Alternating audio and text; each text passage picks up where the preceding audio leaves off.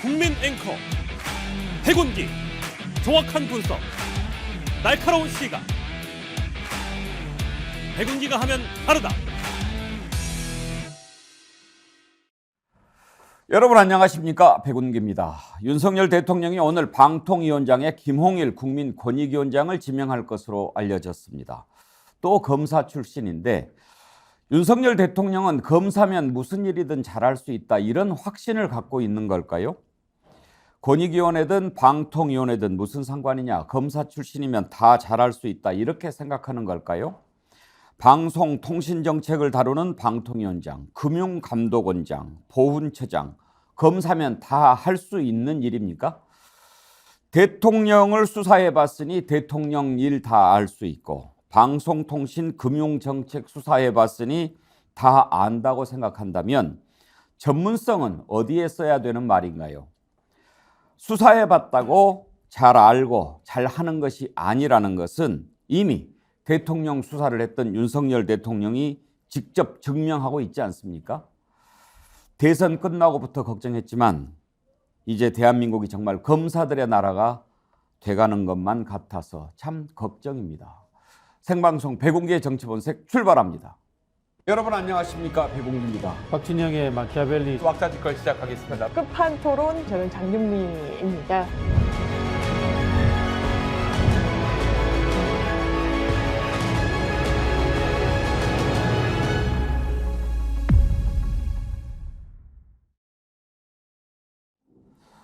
예, 참 생각하면 답답한 정치 이야기하기 전에 오늘 아침에 따뜻하고 뭉클한 얘기부터 먼저 좀 드리도록 하겠습니다. 방송 시작 전에 저희 정치본색 애청자님이시죠, 윤상열님, 아이디는 헨리 아이디를 쓰시는 분인데요.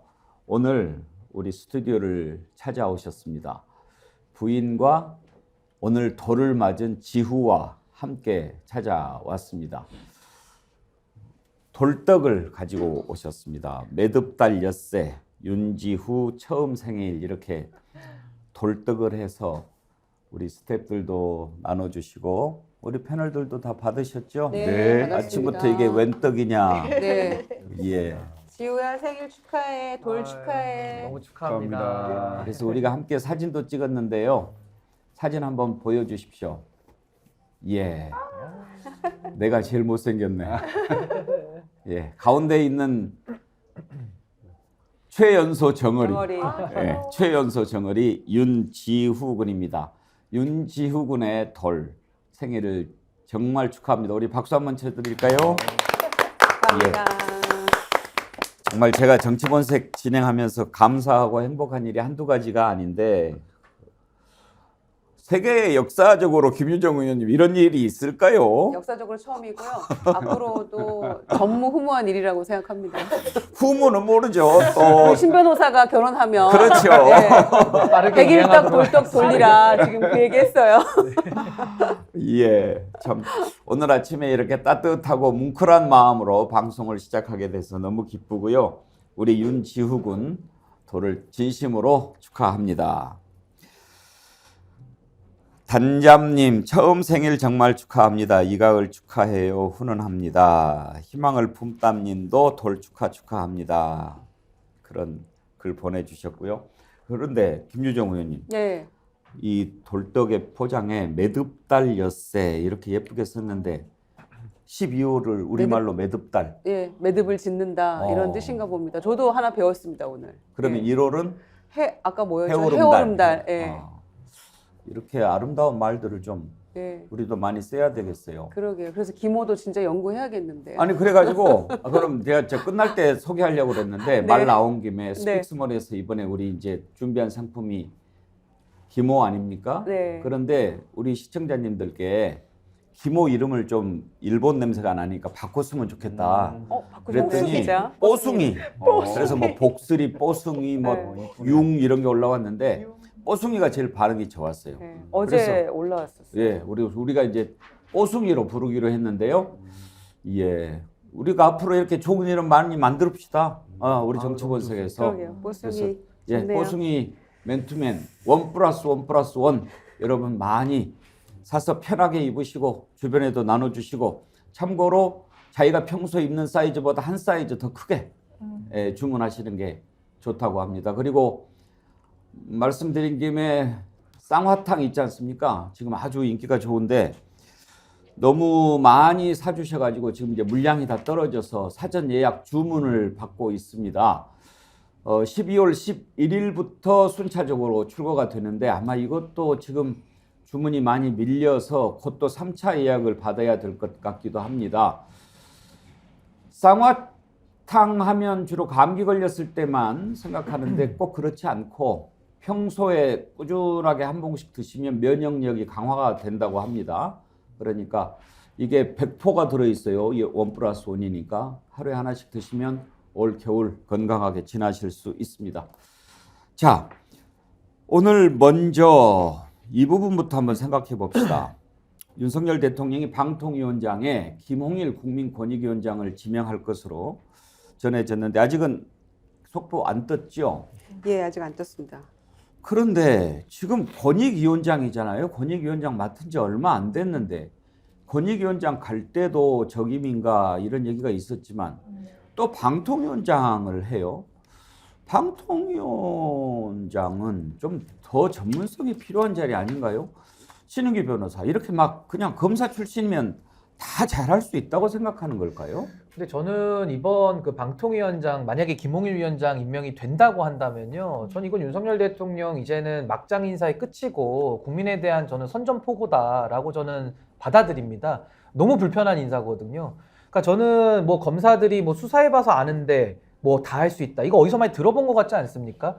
과거에 MB 대통령이 뻥튀기 장사업회 가가지고는 내가 뻥튀기 튀겨봐서 하는데 뭐 어디 배 진 데 가서는 내가 배 접어서 하는데, 이런 식으로 하다 보니까 대통령의 오만과 독선으로 국정 운영을 하다가 사실상 여당 내에서 정권 교체 당한 거 아닙니까?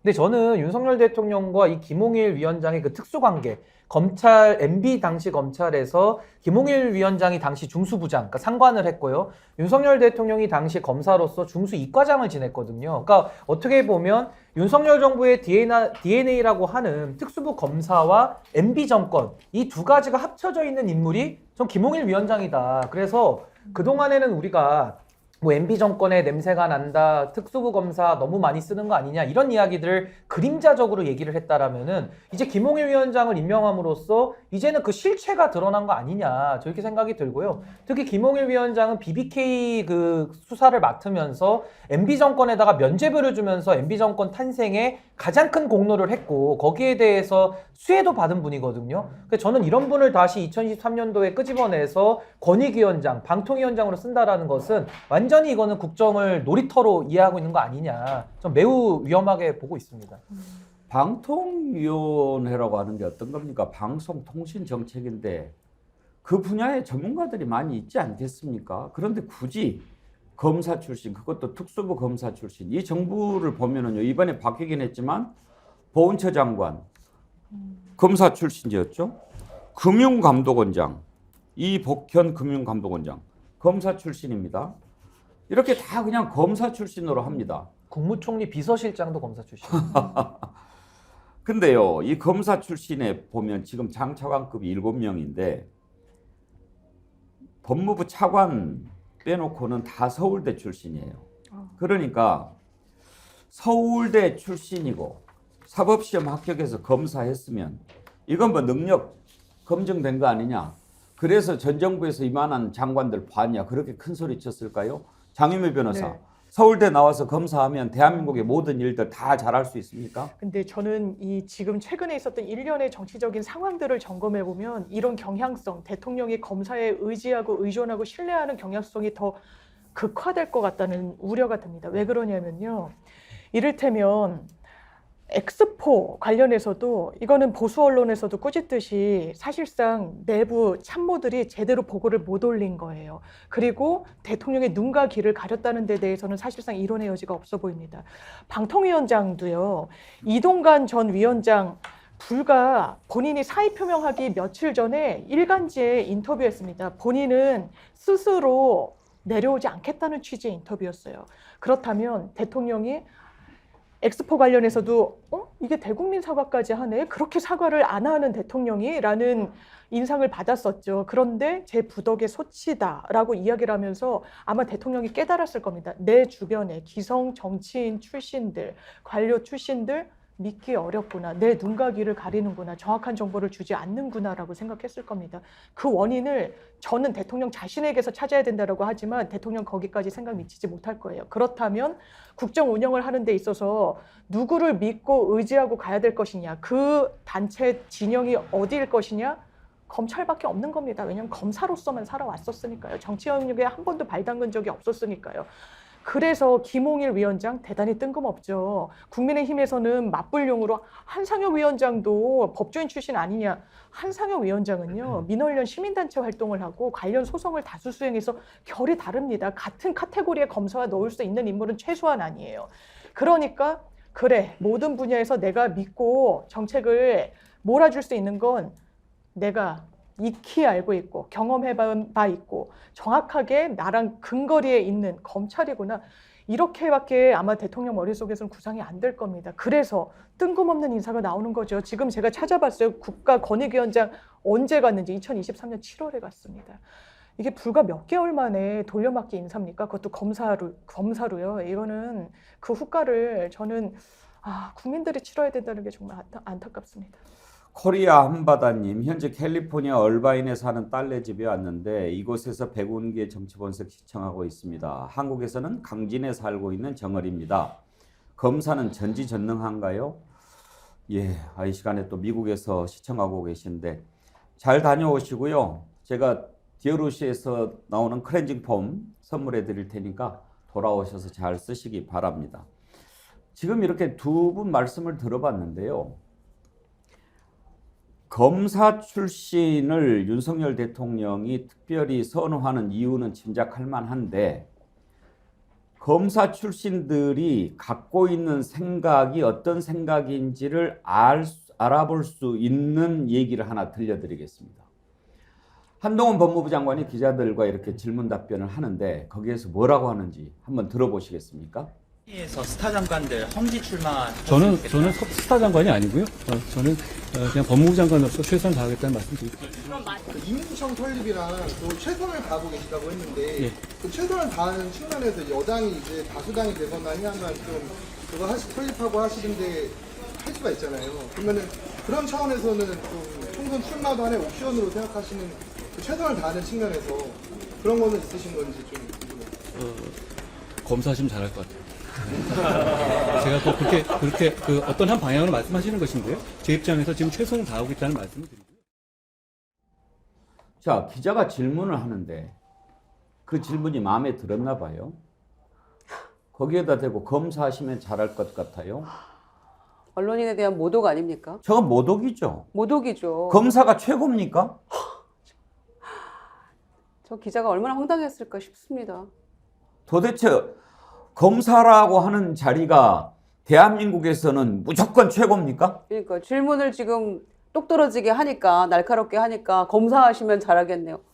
그럼 뭐 질문 잘하면 검사만 잘할 수 있는 건가요? 저런 사고방식으로 지금 국민들의 마음을 읽고 국민을 대신해서 일을 하겠다고 지금 출마를 하겠다고 마음 먹은 사람 아닙니까? 저렇게 장관 월급 받아가면서 미리 사전 선거운동 해가면서 와 정말 놀라운 발상입니다. 김철근 실장, 제가 저 발언을 듣고 정말 놀랐어요. 검사하시면 잘할 것 같아요. 참다. 그게 이제 그 평소에 그 이제 검사 출신들 같은 경우는 아마 어려서부터 이른바 오냐오냐해서 키워졌 경우가 많잖아요. 그러니까 뭐 특별히 이제 머리에 굉장히 그 엘리트 사고가 강하게 지배하는 그런 구조일 겁니다. 아마 내 구조 자체가. 그래서 서울대학 찾고 그다음에 그 사람 만나면 출신 어디냐고 찾고 그다음에 서울대학도 과를 따져요. 법대 아니면 안 쳐주고 뭐 이런 경향들이 많더라고요. 저도 이제 검사 출신의 국회의원하고도 상당히 오랜 기간 제가 보좌관을 해봤기 때문에 그분들의 특징을 좀 잘 아는데 일반인들이 상당히 무시하는 경향이 많죠. 그러면 그런데도 사실 검사 출신의 직업이 정치하고는 진짜 안 어울립니다. 그러니까 민의를 수용해서 정책에 반영한다든가 이게 대단히 유연한 사고를 필요로 하거든요. 정치라는 직군 자체가. 근데 검사는 주로 과거에 행했던 일의 잘잘못을 따져서 법의 잣대로 그걸 갖다 대고 그리고 이제 기소를 하거나 뭐 불기소하거나 이런 상황이기 때문에 미래의 아젠다를 던지는 정치하고는 전혀 어울리지 않는 그런 거고요. 그리고 상당히 오만하죠, 기본적으로. 검사가 최고라는 거잖아요. 지금 저 말은. 잘하면 검사 같다는 거죠. 네. 뭐든지 잘하면. 아, 진짜.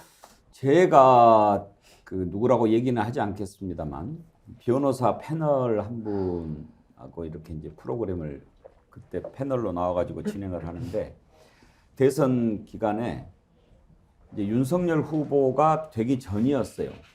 절대로 검사 출신은 대통령이 돼서는 안 된다고 입에 거품을 물고 얘기를 합디다. 네. 왜 안 되냐? 검사는 과거 일을 가지고 얘기하는 사람이다. 그리고 항상 이건 죄가 된다 안 된다 이런 것만 판단하는 그런 자리에 있는 사람이다. 이런 사람이 대통령이 되면 안 된다. 왜? 대통령은 미래를 얘기하고 국가 비전을 제시하고 국민을 하나로 모으는 일을 해야 되는 자리인데 평생 검사만 했던 사람은 그런 일을 할 수가 없다.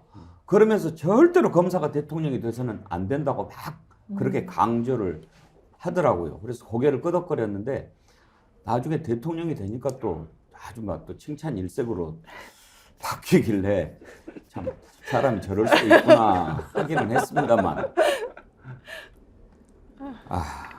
참. 지금 속보가 떴네요. 김홍일 네. 위원장 지명을 했다고요. 네.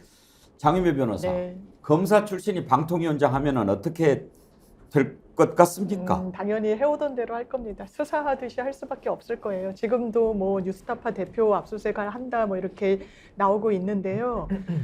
검찰 기본적으로 저도 이 칭찬을 한번 들어봤어요. 저희 사무실에 이제 검사 출신들이 많아서 아, 장 변호사 검사했으면 잘했을 텐데. 그래서 저는 그러니까 양가적인 감정이 들었어요. 나를 좋게 네. 보시는구나라는 것과 함께 아, 검사하면 잘했다는 게 그러니까 검사가 마치 이제 맞는 키처럼 법조인의 그런 인식을 갖고 있구나 생각했는데 말씀드렸다시피 기본적으로 법조 영역, 특히 수사 영역은요. 과거의 폐해를 뒤집어 보는 겁니다. 그 이상이 아니에요. 미래를 언급하거나 지향하거나 하는 조직이 아닙니다. 조직 논리가 그래요. 그 본업을 잘 수행하기 위해서는 과거를 들쑤시는 겁니다. 그게 나쁘다고 할 수 없죠. 그것도 공무예요. 그런데 방송통신 얼마나 할 일이 많습니까? 그래서 전문가들을 모시고 미래와도 연관되어 있는 거고 이 민주주의의 어떤 기본과도 맞닿아 있는 그런 부처인데 거기에 검사 출신을 보낸다? 왜 보내는 건가요? 그분이 방송통신에 어떤 이력과 경력과 경험을 갖고 있습니까? 그렇다면 최소한 민주성을 담보할 수 있는 인사는 아니죠. 지금 계속해서 언론을 이 정부가 어떻게 다뤄오는지를 보면 이건 이동관 방통위원장으로도 안 되는구나. 검사 출신을 보내야겠다. 그것도 특수부를 한 대검 중수부장을 역임한 그런 수사통을 보내서 언론을 그렇다면 그 남은 서술어가 뭡니까? 길들이겠다라는 거 아니겠습니까? 그 이상으로 뭘 미래 비전을 제시할 수 있겠습니까? 살아온 이력과 경험치가 전무한데요. 방송통신과 연결해서는요. 모르겠습니다. 이 정부는 수사했다라고 해서 전문성 담보된다고 이야기할지 모르겠지만요. 아까 김철근 실장이 짚어주신 대로 그게 어떻게 전문성 담보이자 이 정책의 미래를 이야기하는 경험과 이어질 수 있겠습니까? 너무 안타깝습니다. 저는 윤석열 대통령 당선 이후에 대한민국이 이건 진영을 넘어서서 반성해야 될 부분이 너무 많은데요. 유일하게 장점을 하나 꼽자면은 얼마나 이 특수부 검사들이 기회주의적이고 거짓말을 잘하는지는 이제 국민들이 다 알게 되신 효과는 있었다. 저 그거 하나 뭐 이거 웃어야 될지 울어야 될지 모르지만은 긍정적으로 생각하고요. 이 검사라는 직업이 누군가를 단죄하는 역할 아닙니까? 그러니까 기소하는 역할이고 처벌해달라는 거를 하는 역할인데, 그러니까 공익의 대표자라는 지위도 있습니다만은 이분들이 착각하시는 것이 본인들이 정의를 독점한다라는 생각을 좀 갖는 것 같아요. 그리고 또 하나는 대한민국이 국민주권 국가하고 국민들이 위임한 권한 중에 일부를 자신들이 가지고 행사하는 것인데 마치 자기들이 이 나라의 주인이라면서 주인 행세를 하는 것, 이 착오, 전 여기에 지금 문제가 있다라고 보는데 그 윤석열 대통령은 그 정의를 독점하는 것도 말도 안 되지만은 본인에 대해서 삶은 어떻습니까? 장모는 지금 잔고 조작해가지고 구속돼 있고 지금 배우자는 명품백 받아가지고 이 나라가 이렇게 시끄럽고 또 양평 땅 논란은 또 어떻습니까? 거기다 또 수사외압도 본인이 당할 때는 억울하다 그러고 박정원 대령 당하는 거에 대해서는 침묵하잖아요. 그러니까 저는 한동훈 장관도 여기서 나왔습니다만은 그 뇌물 받아먹었던 박영수 검사, 지금 구속돼 있죠. 박영수, 윤석열, 한동훈 그분들이 했던 정의라는 것이 얼마나 변질돼 있고 왜곡돼 있는지를 국민들이 이제 다 아시거든요. 그러니까 저런 오만한 인식에 대해서 아직도 혼자 과거에 매여 사시는 거는 뭐 어쩔 수 없지만은 저 국민들이 저런 식으로 나대면요, 국민들이 응징할 수밖에 없다. 저 그렇게 생각합니다. MB 때 만사 형통이라고 했잖아요. 그런데 윤석열 정권은 만사 검통이 아닌가 싶고요. 검사들이 하면 다 잘한다 이런 착각 속에 빠져 있는 것 같고, 검사들이 하면 국정운영 잘할 수 있다, 검사가 국정운영의 마스터키다 이렇게 생각하는 것 같은데, 우리는 이미 경험하고 있잖아요. 검찰총장 출신의 대통령이 얼마나 나라를 엉망으로 만들어가고 있는지를. 그런데도 반성 없이 이런 식의 인사를 계속한다는 거는 아까 신 변호사 말씀하신 대로 국민에 대한 도전이라고밖에 볼 수 없는 거죠. 그러니까 방통위를 가지고 뭔가를 급하게 좀 할 필요가 있다고 생각을 하고 꼭 믿을 만한 사람을 보내야 되겠다 이런 생각을 하고 있는 게 아닌가 생각이 드는데, 사실 이제 김홍일 권익위원장은 법무부 장관 후보로도 검토가 됐던 사람이에요. 한동훈 후임으로 이제 얘기가 일부 나왔었는데, 한동훈 장관을 1월 달까지 유임을 시키고 원포인트로 개각을 하고 그 당장 급한 게 지금 방통이라고 생각을 하는 것 같은데, 결국 그건 뭐겠어요. 지금 방통위 이동관 위원장이 하다가 지금 나간 게 결국 YTN 매각하고 연합뉴스 TV 대주주 변경하고, 그 다음에 KBS ETV 민영화 뭐 한다고 하고, 그 다음에 뭐 KBS 수신료 뭐 안 내게 한다고 하고, 이런 것들로 사실상 그 언론을 길들이게 하고 압박하는 그런 상황을 만들어서 결국은 총선 때 그 방송이나 이런 걸 통해서 유리한 환경을 조성해 보겠다, 뭐 이런 의도가 깔려서 진짜 믿을 만한 사람을 보내겠다 이런 차원 같은데, 그거 국민들이 다 알거든요. 그거 절대 대통령 뜻대로 되지 않을 겁니다. 그리고 요즘은 기성 방송이나 언론이 그렇게 영향이 크지가 않아요. 지금 우리 하고 있는 이 스픽스 유튜브만 해도 그렇고요. 요즘 유튜브 채널이 얼마나 많습니까? 그 다음에 SNS로 얼마나 소식이 빠르게 전달됩니까? 과거 언론을 통해서 보통 국민들이 다 알게 되는 시간이 보통 한 3일 걸린다면 지금 반나절도 안 걸릴 겁니다. 그런 세상에 살고 있어요. 그럼 저는 대통령께서 이 김홍일 위원장 임명하는 것 자체가 그런 의도가 보입니다만은 결코 그 의도대로 되지 않을 것이다, 이걸 말씀드립니다. 저는 사실 이번에 검사 출신 그 모든 자리를 다 검사로 채우는 그 사고 방식에도 문제를 제기하지만, 더 큰 문제는 윤석열 대통령이 어떤 자리에 대한 인식, 국정이라든지 또 장관이라고 하는 자리의 무게, 대통령이라고 하는 자리에 대한 무게, 여기에 대한 인식을 걱정합니다. 적어도 그 정책을 총괄하는 자리가 장관 자리 아니겠습니까? 그러면은 거기에 대해서 정말 천착하고 궁리하고 어떻게 하면 가장 좋은 나라를 만들어 갈 수 있을까, 이걸 걱정하는 사람을 찾고 그리고 정말 또 하려고 안 하면 찾아가서 사정하고 설득하고 좋은 나라 함께 만들어 갑시다, 이렇게 노력해야 되는데 거기에 대한 인식이 없는 것 같아요. 야, 그럼 아무나 하면 되지 뭐, 이런 생각을 갖고 있는 것 아닌가. 그러면 이 나라가 어떻게 되겠습니까? 그러려고 그 분야에 대해서 깊이 공부하고 전문가가 있고 그런 것 아니겠습니까? 그런데 거기에 대한 인식이 부족한 것 같아요. 수사해봤으니까 다 알 거야, 이렇게 생각하는 것도 아니하지만 자리라고 하는 자체에 대한 그 인식이 아주 형편없는 것 같아요. 오늘 제프리 씨님이 아주 글을 활발하게 많이 올려주시는데, 검사 출신이 잘하는 것도 있죠. 욕도 잘하고 조작도 잘하고 거짓말도 잘하고, 검사 출신이 통닭을 튀기면 통닭이 알아서 튀겨질 듯, 국어사전에 신조어로 등록시킵시다, 검사스럽다, 아주 모자란 찌질이다. 예, 참 전체 검사들을 폄하하는 분위기가 형성될까 봐 걱정됩니다. 제퍼리 씨님께도 디어루시에서 나오는 클렌징 폼 선물로 보내드리도록 하겠습니다.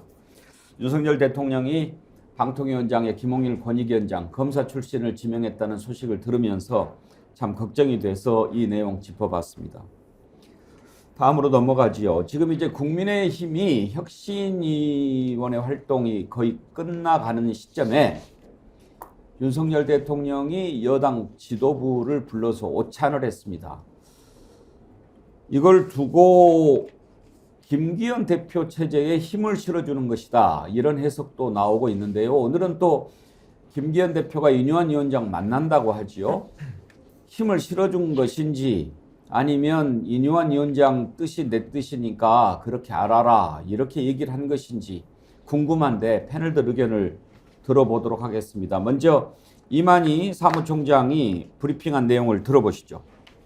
윤석열 대통령 주재로 국민의힘 당 지도부와 대통령실 간의 비공개 오찬 회동이 있었습니다. 김대기 대통령실 비서실장, 이관섭 대통령실 정책실장이 함께했으며 어제 새로 임명되신 5분의 수석님과 상견례를 겸한 자리였습니다. 어려운 민생을 챙기는 정책, 예산 등 모든 분야에서 당과 대통령실 간의 원활한 소통 체계를 강화하자는 데 뜻을 모았습니다. 자, 이제 이만희 사무총장 얘기는 그렇다고 치고 어떤 자리라고 봐야 됩니까, 김철근 실장? 제가 보기에는요, 8일 날 지금 양특검이 본회의에 올라옵니다. 예. 김건희 특검을 본회의 처리를 앞두고 상당히 현재의 지도부에게 힘을 좀 실어주는 그런 모양새 아닌가. 물론 그게 그 수석들 5명하고 정책실장이 새로 임명되면서 상견례를 겸한 그런 형식을 띠긴 했으나 결국은 당대표, 원내대표가, 그러니까 특히 김기현 대표가 혁신위 문제의 갈등을 겪으면서 상당히 당내에서 흔들렸거든요.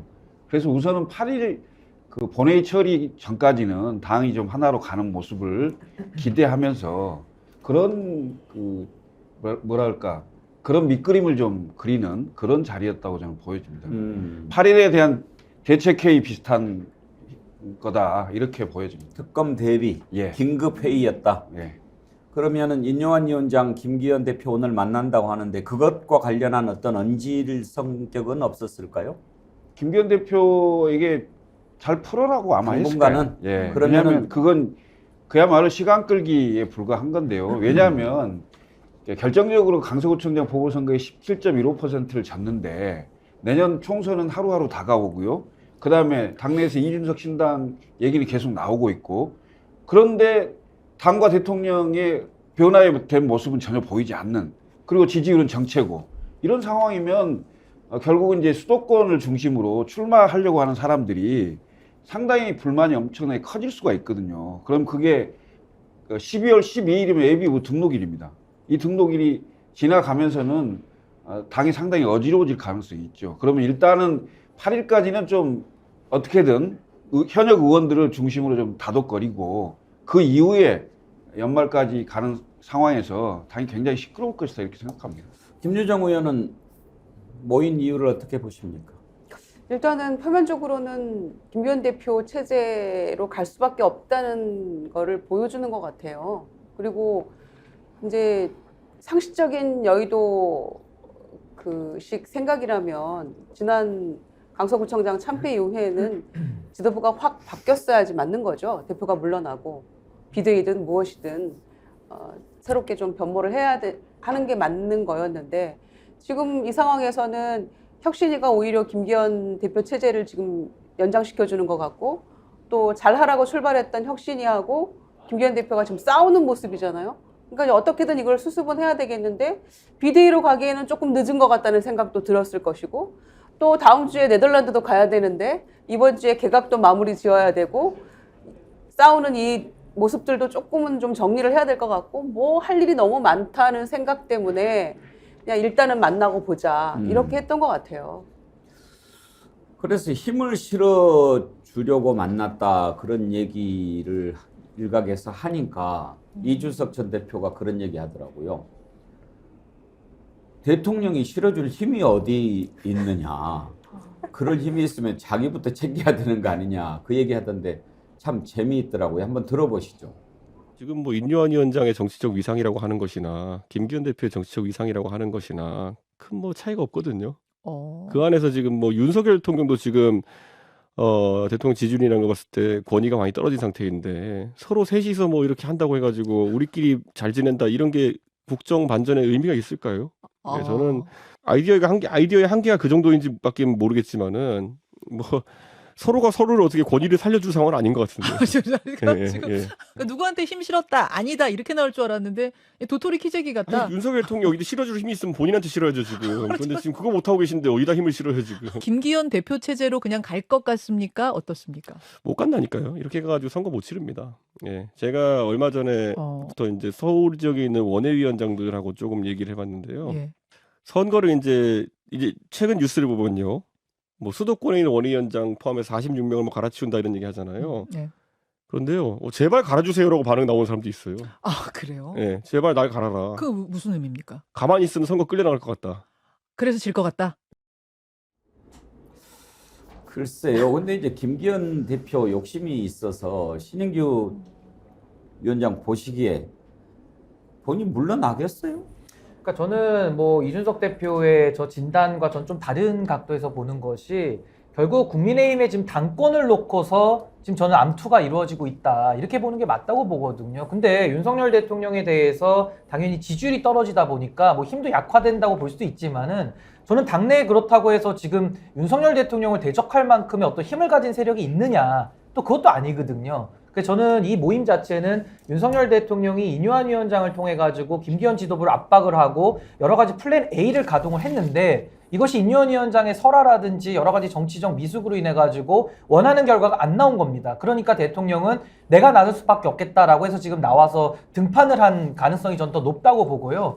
결국에는 저는 뭐 총선 때까지는 윤석열 대통령 체제를 벗어나서 총선을 치를 방법은요. 대통령 출당밖에 없습니다. 근데 대통령 출당시킬 만큼의 힘이 있나요? 아니면 대통령이 자진해서 나갈까요? 전혀 아니거든요. 그렇다면 윤석열 대통령의 지지율이 높든 낮든 어쨌든 지금 이 임시적인 당권을 윤석열 대통령이 쥐고 가면서 결국에는 김기현 대표 체제에다가 저는 힘을 실으면서 나름대로 타협을 할 수밖에 없다. 그리고 김기현 대표도 선출해서 뽑은 당 대표인데 대통령이 만들었다 손 치더라도 뭐 물러나게 만들 방법이 있습니까? 그래서 저는 뭐 국민의힘은 이제 뭐 총선을 매우 어렵게 치를 수밖에 없는 그런 숙명적인 그런 저는 과정에 놓여있다라고 보고요. 윤석열 대통령도 이제 김기현 대표 좀 달래면서 좀 자기 사람들 더 심는 이런 과정을 저는 신속하게 이어나갈 것으로 봅니다. 그러면 오늘 인요한 위원장하고 김기현 대표 만난다고 하는데 어떤 결과가 나올 것 같습니까? 저는 그냥 이제 만남을 위한 만남 같고요. 인요한 위원장이 좀 명예롭게 퇴진할 수 있는 방법을 좀 열어주는 거를 논의할 것 같고요. 그리고 인요한 위원장도 혁신위원장이 뭡니까? 당대표가 임명해가지고 그 권한의 일부를 취득한 사람이거든요. 아니, 결국에는 혁신이 실패했고 이러면은 본업으로 돌아가시는 일밖에 안 남은 것이고 제가 이렇기 때문에 국민의힘은 근본부터 이거는 고칠 수가 없는 것이고 이 당에서는 더 이상 뭘 해볼 수가 없다. 정당의 생명력은 이미 윤석열 대통령의 사당화와 국민의힘 의원들의 기회주의로 인해서 이미 어떻게 보면 대선 승리 이후에 바로 죽어버린 거랑 좀 마찬가지다. 저는 그렇게 봅니다. 인요한 위원장 취임하자마자 뭐 이런저런 말 실수에다가 뭔가 좀 아마추어 같은 부분이 많이 노출이 됐지요. 그런데 장윤미 변호사 네. 가장 실망스러운 부분은 아무리 정치를 모른다고 해도 맨 마지막에 네. 나를 공관위원장으로 해달라 이렇게 셀프 추천한 것은 네. 그건 정말 실소를 머금을 수밖에 없는 그런 일 아닙니까? 저는 깜짝 놀랐어요. 왜냐하면 그 워딩이 나오기 바로 직전에 라디오 인터뷰를 들었었거든요. 아니 혁신안 지금 당에서 계속 수용이 안 되고 번번이 부딪히는데 어떻게 관철하시려고 하냐까 묘수가 있다라고 하더라고요. 그래서 그 묘수가 뭐냐라고 계속 이게 김현정 뉴스쇼였던 걸로 제가 기억하는데 네. 물어보니까 뭐 그거는 보면 알 거라는 거예요. 그리고 오후에 나온 워딩이 나를 공관위원장에 앉히라는 거였어요. 그래서 이분의 머릿속에 묘수가 바로 이거였군 이렇게 생각했는데 묘수네. 네. 그래서 이게 묘수인가 악수인가 이런 생각이 들었고 또 놀랬던 건 나 불출마할 테니까 당신들 결단하시오. 아니 본인 불출마하는 게 본인 정치인도 아니잖아요. 한 번도 출마하신 적도 없잖아요. 우상호 의원 이야기를 들어보면 막 행사에 왔다 갔다 작은 행사에도 서대문 행사에 모습을 드러내서 출마하겠구나 정도였는데 내가 불출마할 테니까 마치 많은 걸 내려놓는 듯이 언급을 하면서 내가 내려놓을 테니까 날 공관위원장에 앉히시오. 그러면 그 순간 본인의 거취와 이런 대의 명분을 엮는 순간 그건 오염될 수밖에 없겠습니까? 없을 수밖에 없다고 생각하고 그러니까 더 큰 오해를 자초하는 거예요. 아 이래서 정치 이력이 중요한 거구나. 정치권 내에서 훈련받지 않은 분들이 이런 이른바 당에 부담을 주는 워딩들 결과적으로는 그 워딩이 입 밖으로 발설되는 순간 저는 혁신이가 끝났다라고 생각했어요. 더는 할 수 있는 동력을 스스로 그냥 놓아버린 겁니다. 원래 많지도 않았지만 그래서 말로 많이 까먹는 게 또 정치구나. 근데 저는 이거 인요한 위원장의 전 돌발 행동으로 저는 생각하지 않고요. 너무나도 이상한 행동이기 때문에 저는 오히려 의도성이 있다라고 봅니다. 그 의도는 뭐냐면은 아마 이제 인요한 위원장을 앉힌 사람이 있겠죠. 뭐 김한길 위원장으로 추측하는 분도 있고 뭐 돌아 어쨌든 윤심의 영향력에 있는 분이 누가 앉혔을 텐데 전 김기현 대표 체제를 고강도로 흔들었다고 봅니다. 결국에는 공관위원장까지 압박을 가면서 김기현 대표 체제의 취약성 이걸 갖다가 빈틈을 파고들었다고 저는 보는데 의외로 김기현 대표나 이 장제원 의원 같은 구원조 윤핵관들이요 버스를 많이 보유하고 있기 때문에 당내에서는 엄청난 자원을 갖고 있는 분들인데 아마 여기에 대한 계산은 좀 못한 거 아닌가. 그러니까 김한길 위원장님도 국민의힘의 이 버스의 맛을 아직 못 보셔가지고 잘 모르실 거다. 전 그렇게 봅니다. 아니 그러니까 버스 무섭습니다. 버스. 그러니까 92대 우리는 뭐 한 대도 재간이 없는데요. 밖에서 야 내가 들어가서 하면 이보다는 잘하겠다. 정치 너무 엉망이다라고 비판했던 사람들이 들어와서 실패하는 사례가 굉장히 많거든요. 그러니까 인요한 위원장도 본인이 의사여서 병은 고칠 수 있을지 모르겠지만 정치인은 아마추어잖아요. 그러니까 이제 그 좌충우돌 하는 부분이 있었는데 첫 번째 코미디는 김기현 대표가 권한도 없으면서 정권을 주겠다고 한 것이 이제 코미디였고요. 이 공관위원장 얘기가 왜 나왔을까 생각을 해보니까 이런 측면이 있는 것 같아요. 애써 긍정적으로 이거를 해석하려는 분들의 이야기는 이겁니다. 혁신위에서 뭐 제안도 하고 의결도 하고 했지만은 전혀 받아들여지지가 않잖아요. 수용을 안 하니까 당에서는 뭐라고 토스를 하면서 수건 돌리기를 해버렸냐면은 그 좋은 안들을 공관위에 넘기겠다 이렇게 얘기를 한 거예요. 그러니까 인요한 위원장은 그게 진정성이 있다면 나를 공관위원장 시켜라. 그러면 나는 불출마하겠다. 우린 궁금하지 않았는데 그 얘기까지를 붙였어요. 그래서 자 이제 결과를 놓고 보면 공관위에 넘기겠다 했던 거는 그냥 면피용 발언이었는데 그거를 그렇게 고지고대로 알아들은 인요한 위원장의 해석도 문제지만 한 가지 분명해진 건 있죠. 공관위원장을 못했기 때문에 인요한 위원장은 출마하는 겁니다 이제. 근데 지금 뭐 정치를 안 해봐서 그렇다 그런 말씀들을 하셨는데요. 기본적으로 저는 내 자신을 공관위원장으로 해달라 이렇게 추천했다는 거라든지 또는 뭐 이준석 전 대표 그 발언을 놓고 부모 교육을 얘기한다든지 이런 부분들을 보면 정상적인 사고방식 체계를 갖고 있는가 사고 체계를 좀 4차원적인 그런 사람 아닌가 그런 생각까지 들더라고요. 그러기도 하고요. 이제 파란 눈의 한국인이라고 또 하는데 진짜 한국말을 잘 하는지 한국인의 정서를 그대로 다 안고 정확하게 표현을 하는 건지 보통 도덕이 없다 이렇게 표현을 안 하잖아요. 도덕성이 문제가 있다 이렇게 말을 하지 도덕이 없다? 그건 한국말로 좀 이해가 안 되는 이런 발언을 한다든가 그리고 또 실제로 생각보다 굉장히 보수적이에요. 봉건적입니다. 봉건적. 예. 예. 대통령을 왕에 비유해서 나라님이라고 이렇게 얘기를 하는데 시대가 어느 시대입니까? 왕은 당시에는 주권자이기 때문에 나라님이 맞죠. 그렇지만 지금의 주권자는 국민이거든요. 그 나라님은 국민인 거예요. 지금은 엄밀하게 말하면 그게 헌법 정신인데 그런 사고로 얘기를 하는 걸 보면 인요한 위원장의 어떤 사고 체계나 그다음에 한국의 정서나 이런 거하고는 상당히 좀 동떨어진 것 같은데요. 사실 시도는 여러 가지 했는데 이 시도 자체가 근본적인 문제를 건드린 데는 미리 한계를 지어놨어요. 왜냐하면 윤석열 대통령의 변화가 없으면 결국 집권당의 변화는 없는 거거든요.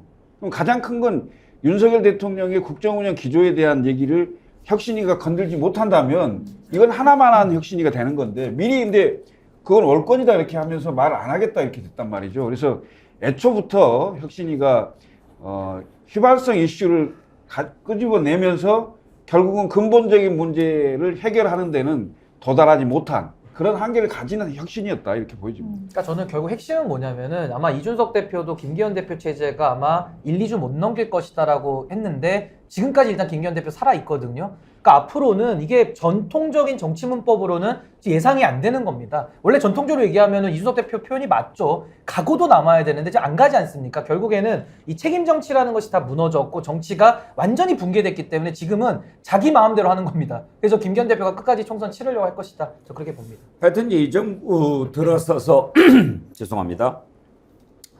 가장 제가 많이 얘기했던 것이 상식을 찾아볼 수가 없다는 겁니다.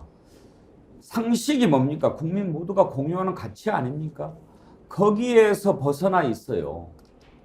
인유한 위원장도 그렇고 또 한 사람 지금 얘기해 볼 사람이 원희룡 장관입니다. 이번에 이제 국토교통부 장관 후임자가 발표가 됐죠. 아직도 그래도 장관입니다. 그렇죠? 지금 장관 그렇죠. 자리 예, 장관이죠. 네. 오늘 왜냐면- 월급 나오는 날이죠. 맞습니다. 인사청문회를 통해서 장관이 새로운 장관이 취임하기 전까지는 장관이죠. 근데 아직도 장관 자리에 있는데 장관 후임 장관 발표되자마자 정광훈 씨를 만납니다. 이건 또 뭡니까? 한번 그 발언 경북 대구에서 열린 경북 대구 장로 총연합 지도자 대회에 참석을 했는데 발언 한번 들어보시죠. 제가 어쩔 줄을 모르겠습니다. 안녕하세요.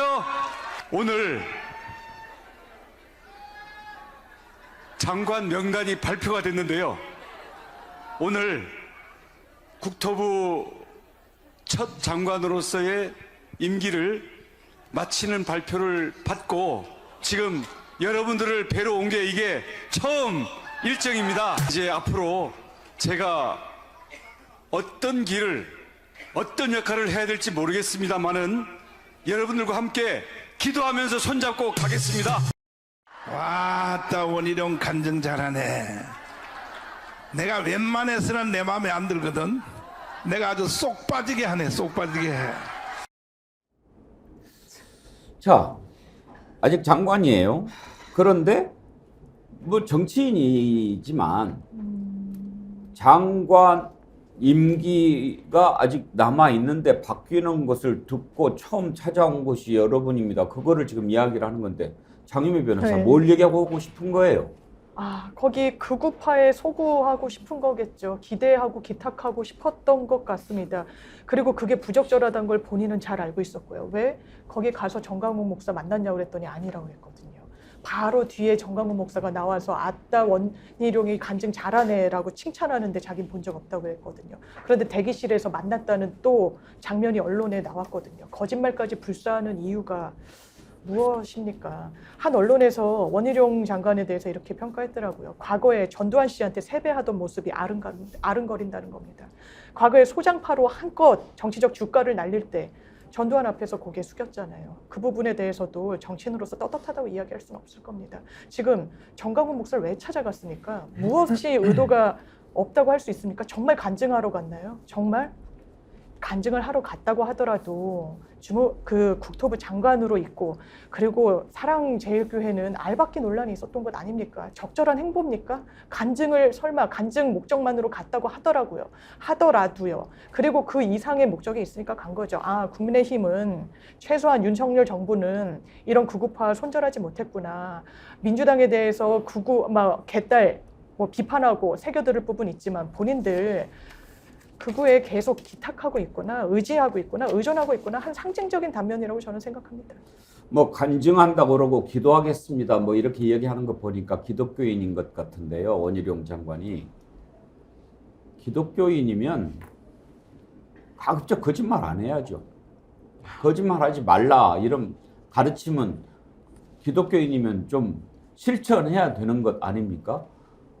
정광훈 씨 만났냐? 안 만났다고 그래요. 그래요? 한번 얘기를 들어보시죠. 이건 조금 마이너한 질문일 수도 있겠는데요. 사실 정광훈 목사님 사랑의 교회가 장위 19역 재개발 소위 알박기 논란도 좀 있고 이슈가 좀 있는 상황인데 혹시 만나신 자리에서 관련 언급은 없었나요? 만나지도 않았고요. 저는 뭐 거기에 대해서 자세히 알지도 못합니다. 어제는 경상북도 장로연합이라는 이름으로 거기에 어떤 강사의 한 사람으로 저를 기독교인 그리고 장관으로서 초청을 한 거기 때문에 그런 맥락에서 간 것이지 다른 해석은 저의 뜻과 벗어나는 일입니다. 자, 만나지도 않았다라고 얘기를 했는데 사진이 찍혀버렸어요. 이 일을 어떻게 합니까? 그 사진 한번 봅시다. 지금 안에 머리 하얀 사람 정광훈 씨죠? 활짝 웃는 모습으로 들어갔다가 나옵니다. 저거는 만난 것 아닙니까? 뭐 그냥 가서 인사만 하고 온 건데 그걸 만났다고 할 수는 없었다 이렇게 얘기를 할까요? 아니면 내가 요즘에 좀 국정에 바빠가지고 잊어버렸다 그렇게 얘기를 할까요? 신윤기 변호사. 아니 뭐 거짓말 아니에요? 저 화면에 등장하는 건 내가 아니다 뭐 이런 식으로 시각을 테스트할 수 있겠죠. AI? 뭐 요새 뭐 페이크 AI? 영상이었다 이럴 수도 있겠지만은 뭐 저는 뭐 원희룡 장관에 대해서는 글쎄요, 저 거짓말에 대해서 저는 매우 심각하게 일단 우선 지적을 할 수밖에 없고요. 전 그거 외에도 참 문제가 많은데 우선은 지금 원희룡 장관은 진짜 권력의 술에 취한 것 같아요. 지금 제정신입니까? 저는 현직 국무위원이고요. 헌법과 법률을 준수할 책임이 있는 사람인데 지금 헌법 3가지 제가 위반점을 지적해 드리면요. 국민 전체에 대한 봉사자로 되어 있는데 지금 헌법 7조 1항에 규정되거든요. 이게 지금 국민 전체에 대해서 봉사하는 겁니까? 아니면 자기 사전 선거 운동하러 다니는 겁니까? 이 권력의 사유하고요. 두 번째는 헌법 7조 2항에 정치적 중립성 지키라고 돼 있거든요. 저게 지금 중립성을 지키는 태도입니까? 아닙니까? 그리고 마지막으로 헌법 20조 2항에 정치와 종교는 분리된다라고 돼 있거든요. 왜 정치와 종교를 일치시키고 있죠? 그러니까 지금 헌법 위반이 수두룩하게 지금 잡히고 나오는데 원희룡 장관 저렇게 거짓말하고 다니고 정직하지도 못한 사람, 저런 사람이 무슨 대권의 꿈을 꾸고 정치를 한다고 지금 돌아다닙니까? 전 이거 대한민국 국격의 수치라고 보고요. 원희룡 장관은 좀 일단 정직해질 필요가 있고 뭐 무슨 초등학교 도덕 가르치는 느낌인데 이거 기본적인 거 아닙니까? 저는 빨리 권력의 술에서 깨어나시고 좀 정신을 차리시기를 진심으로 촉구합니다. 난 정치적 판단이 대단히 미숙하다 이렇게 보여집니다. 소위 이제 원희룡 장관의 이미지는 과거에 우리가 그 보수 세력의 소장파라고 했던 남원정 중에 한 명이었고, 그래도 보수 세력 내에서는 바른 말 하고 뭔가 권력에 저항해 보려고 하고 뭐 이런 이미지가 일부 좀 있었거든요. 그래서 상당히 중도의 소구력이 좀 있는 것처럼 이렇게 보였는데 윤석열 정부의 국토교통부 장관이 되면서 제가 느낀 것은 첫 번째 인상부터 달라졌어요. 얼굴 인상부터 달라졌고, 그 다음에 그 고속도로 있잖아요. 고속도로 얘기하면서 백지화 했을 때, 아, 이거 완전히 권력에 줄 섰구나. 이런 느낌을 받았고요. 이 사랑의 교회를 장관 이제 개각 발표 나고 처음 자리를 갔다는 걸 보면 앞으로 이분이 그 정치를 계속 하려고 하고 더 큰 자리를 꿈꾸면서 결국 완전 오른쪽에 있는 사람들에 대해서 굉장히 걱정을 하고 있구나. 이 생각을, 그 생각이 번쩍 들었습니다. 그래서 개인의 정치 행보를 위해서 벌써 정광훈 목사 쪽에 그런 부류들에 대한 걱정을 하면서 먼저 거기에 손잡으려고 하는구나. 자, 좋습니다. 만약에 그분들의 손을 잡으려고 하면 지금까지 원희룡이 쌓아왔던 정치에 있어서의 남원정 같은 그런 이미지는 완전히 다 없어지는 거고요. 그리고 원희룡 장관이 그나마 좀 지지를 받았던 그런 분들은 다 떠난다고 봐야 되겠어요. 그러니까 플러스가 아니고 훨씬 정치적으로 마이너스 상태로 가는 게 아닌가. 오히려 저는 정치적 판단의 미숙이다 이렇게 생각이 됩니다. 강진구원 님이요. 자세히 보십시오. 정광훈 아닙니다. 닮은 사람일 뿐입니다. 머리가 하였을 뿐입니다. 근데요, 김유정 의원, 지난번에 김재원 최고도 그렇고 원희룡 장관도 그렇고 왜 정광훈을 그렇게 만납니까? 그러니까 제가 그 말씀 드리려고 했는데요. 이제 지난번 국정감사 전에 스타 장관들 많이 나와야 되고, 이제 정권 초기였죠. 스타 장관 많이 나와야 된다. 그리고 국감에서 장관들 잘 싸워라 이런 얘기를 했어요. 그런데 이제 원희룡 장관이 굉장히 초조한 것 같아요. 한동훈 장관이 급부상하면서 실질적으로 막 여기저기 다니면서 이제 선거운동 비슷하게 하고 다니니까 많이 초조한 것 같고 견제구도 날리고 싶고 그래서 한동훈 너만 스타냐 나도 스타다. 그래서 양평고속도로 백지화 외쳤잖아요. 그 다음에는 이제 본인이 험지 출마 갑자기 선언을 합니다. 그러면서 개항에 가서 이재명 대표와 붙겠다. 이재명 대표가 개항 안 나가면 어떡하려고요? 그런 생각도 들고요. 근데 두 가지 거짓말 합니다. 어떤 자리인지 잘 모르고 갔다. 정광훈 목사가 주도하는 그 자리라는 거를 모르고 갔을까요, 과연? 일정 짜는 비서가 일정을 준비를 하면 이게 어떤 목적과 누가 주최하며 이런 거 모르고 그냥 장관이 막 간다는 얘기예요? 거짓말이죠. 그리고 두 번째는 안 만났다? 목사 대기실 가서 만나는 장면이 다 저렇게 찍혔잖아요. 그러니까 이제 이런 것들이 정신이 어떻게 추락하는가를 이제 보여주는 단면이라고 보고요. 저는 또 하나 정말 심각한 것은 이제는 이념이 아니고 민생이라면서요. 그런데 저 간증 집회 가가지고 간증하면서 공산주의와 이념에 의한 지배 그리고 우상 이걸 꿈꾸는 북한과 주변의 이런 기운을 우리가 믿음, 헌신, 희생으로 이겨내야 돼 이런 얘기를 막 하거든요. 그러니까 이념에 대해서 특히 수도권의 지역위원장들 속으로 전전긍긍하면서 이 고비를 넘겨야 되는데 그런 생각들 하고 있었는데 이제 조금 그 이념 논쟁에서 벗어나나 했는데 다시 또 불씨를 지피는 그런 일을 하고 있어요. 그러니까 이런 분이 무슨 차세대 주자이며 험지 출마해서 당을 살리겠다고 하는 것인지 알 수 없고 특히 장관 임기 끝난 거 아닙니다. 그냥 지명했을 뿐이고요. 인사청문회에서 그 사람이 통과 안 될 수도 있거든요. 그런데 무슨 임기가 끝나서 이렇게 자유롭게 막 다니면서 이런 이념 얘기해도 되는 겁니까? 거짓말까지 해가면서 말도 안 되는 짓이죠. 장윤배 변호사, 네. 정광훈 씨 만나면 뭐 떡이 생깁니까? 돈이 생깁니까? 정치적인 플러스 요인이 된다라고 생각해서 가는 것 같아요. 이 정치인들은 기본적으로 특히나 그 자리까지 갔고 김재원 의원도 최고위원이었는데 왜 가서 거기에 아주 입에 발린 이야기를 하면서 마음을 얻으려고 하는지 그게 국민의힘에 일정 정도 정치적 포션을 차지한다고 봤기 때문에 저는 하는 거라고 생각합니다. 정치적 이득이 없다면 그런 판단을 하기 어렵겠죠. 왜냐하면 그 역풍과 이 공격이 빤히 보이는 상황이기 때문에요. 건강하지 않습니다. 국민의 어떤 합리적인 국민을 대변하는 저는 집단이 아니라고 생각합니다. 거기에 정치인이 휘둘리기 시작하면 그것도 지금 집권 여당의 중책을 맡고 있는 분인데요. 이건 답이 안 나온다라고 생각하고요. 더더군다나 실망스러운 건 아니다. 그렇지 않다. 만나지 않았다. 내뺀다는 거죠. 아, 원희룡이라는 이른바 국민의힘의 거물급 카드라고까지 거론되는 인물의 역량의 한계가 여기까지였구나. 대단히 실망스럽습니다. 그러니까 그 이준석 대표가 이 극우 아스팔트 우파하고 결별하려고 많은 노력을 했고 성공을 했잖아요. 그런데 김재원 전 최고가 되자마자 이제 가가지고 5.18 폄훼 발언 바로 해서 곧바로 징계 먹고 있다가 사면받은 지 얼마 안 됐잖아요. 그랬는데 원희룡 장관이 또 여기를 가가지고 이렇게 하는 거는 나도 뭔가 이 친윤 간별사 정광훈 목사에게 인정받고 싶다 이런 생각이 있는 것 같고요. 나도 징계받고 싶다가 아닐까요? 또 다른 버스가 있잖아요. 정광훈 목사가. 그 버스에 기대고 싶은 마음이 있는 게 아닌가 싶어요. 그거는 참고로 헌금 버스입니다. 헌금까지 걷기 때문에 헌금 버스가 있죠. 어제 참 웃지 못할 뉴스가 국민들을 웃게 만들었는데요. 정부가 앞으로 국민의 정신건강 문제를 관리하기로 했다는 뉴스가 나와서 어제 그걸 보면서 내가 정치 본색하면서 하도 이렇게 혈압이 많이 올라가니까 정부에서 나를 관리를 해주겠다는 얘기인가 그런 생각이 들었습니다만 이런 거 안 하는 게 국민 정신건강 도와주는 거거든요. 이런 거 볼 때마다 혈압 오릅니다. 아니 왜 정광훈 씨를 그렇게 쪼르르 찾아갑니까? 그거 찾아가서 혼났던 사람이 지금도 있잖아요. 그런데 참 나 이해가 안 갑니다. 정신 건강에 참 해로운 일들을 이렇게 많이들 하십니까?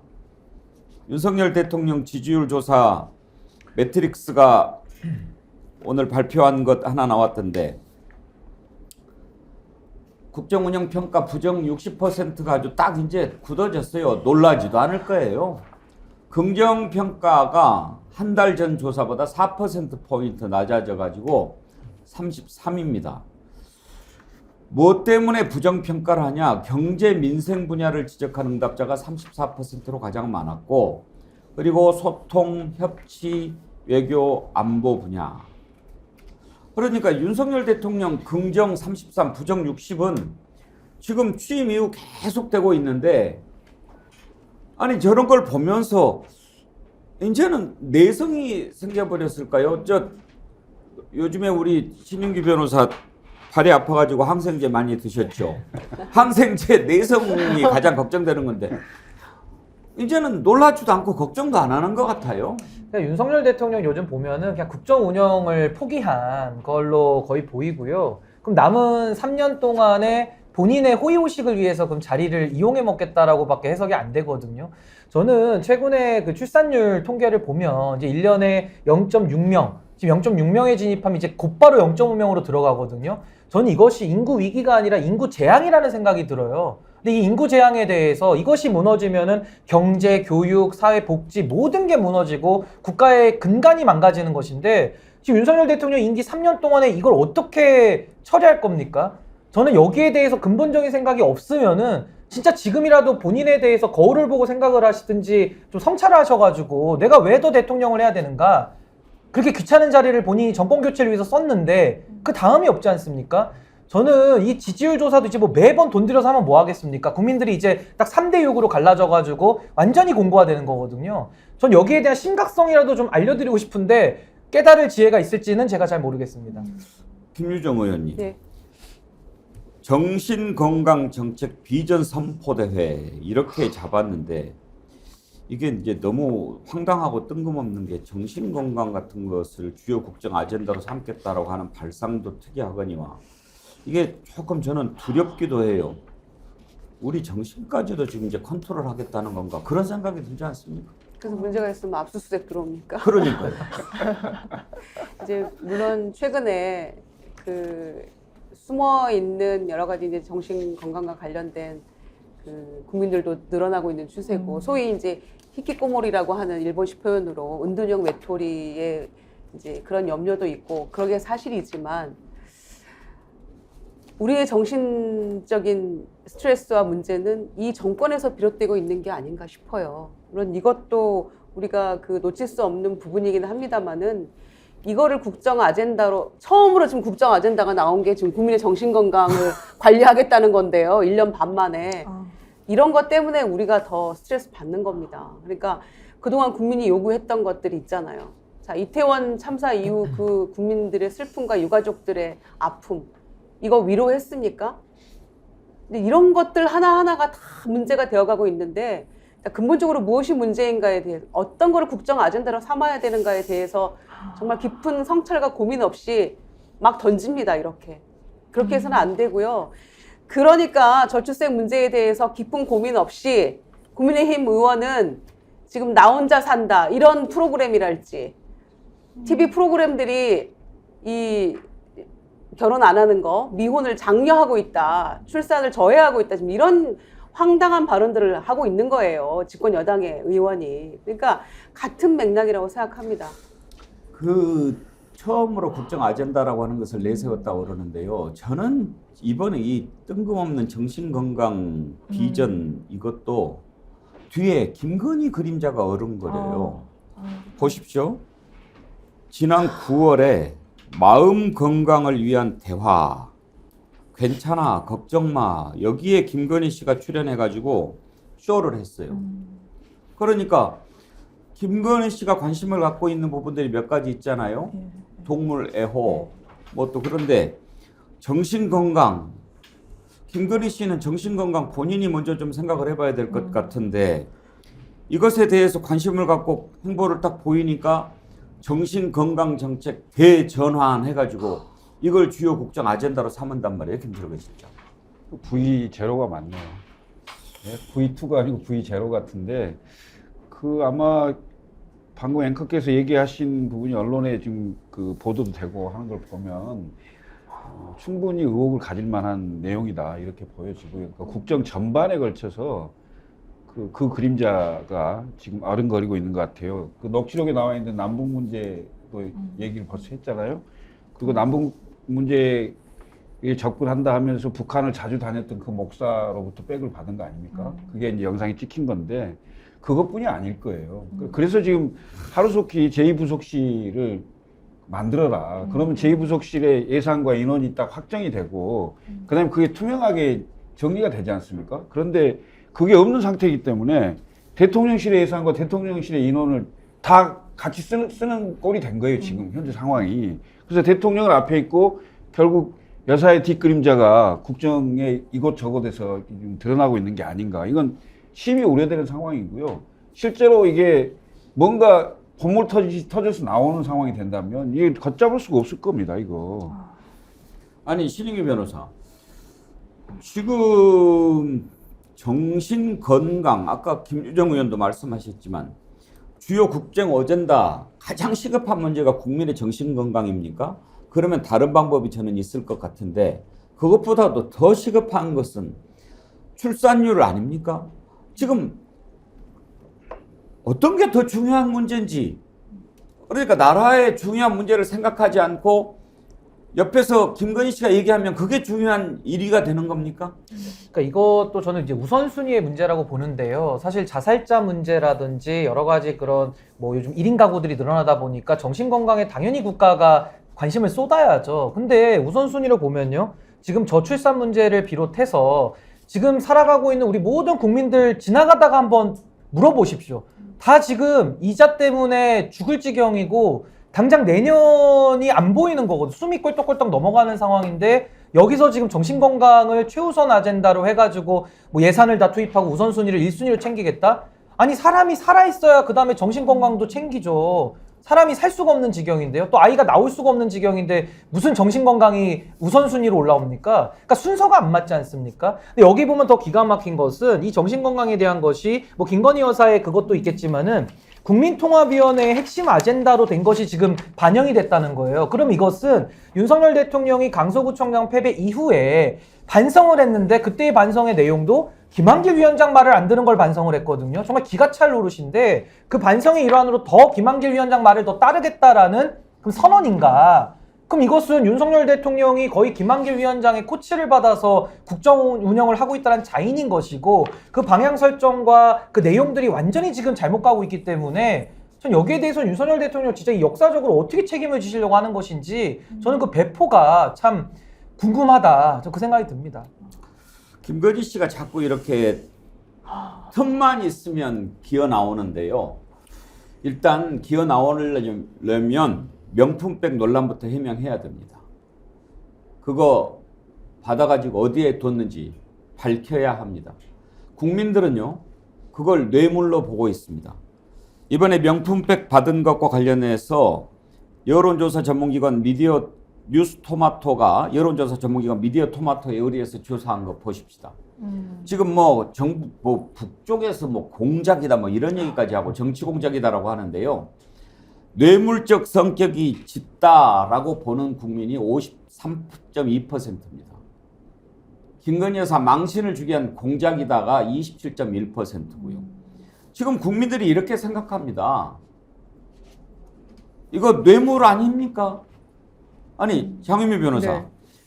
원래 이런 거는 어디 공수처인가요? 국민권익인가요? 아, 이게 일단은 권익위 관할일 겁니다. 이게 김영란법, 이른바 이제 김영란법의 의율을 받는 대상이어가지고요.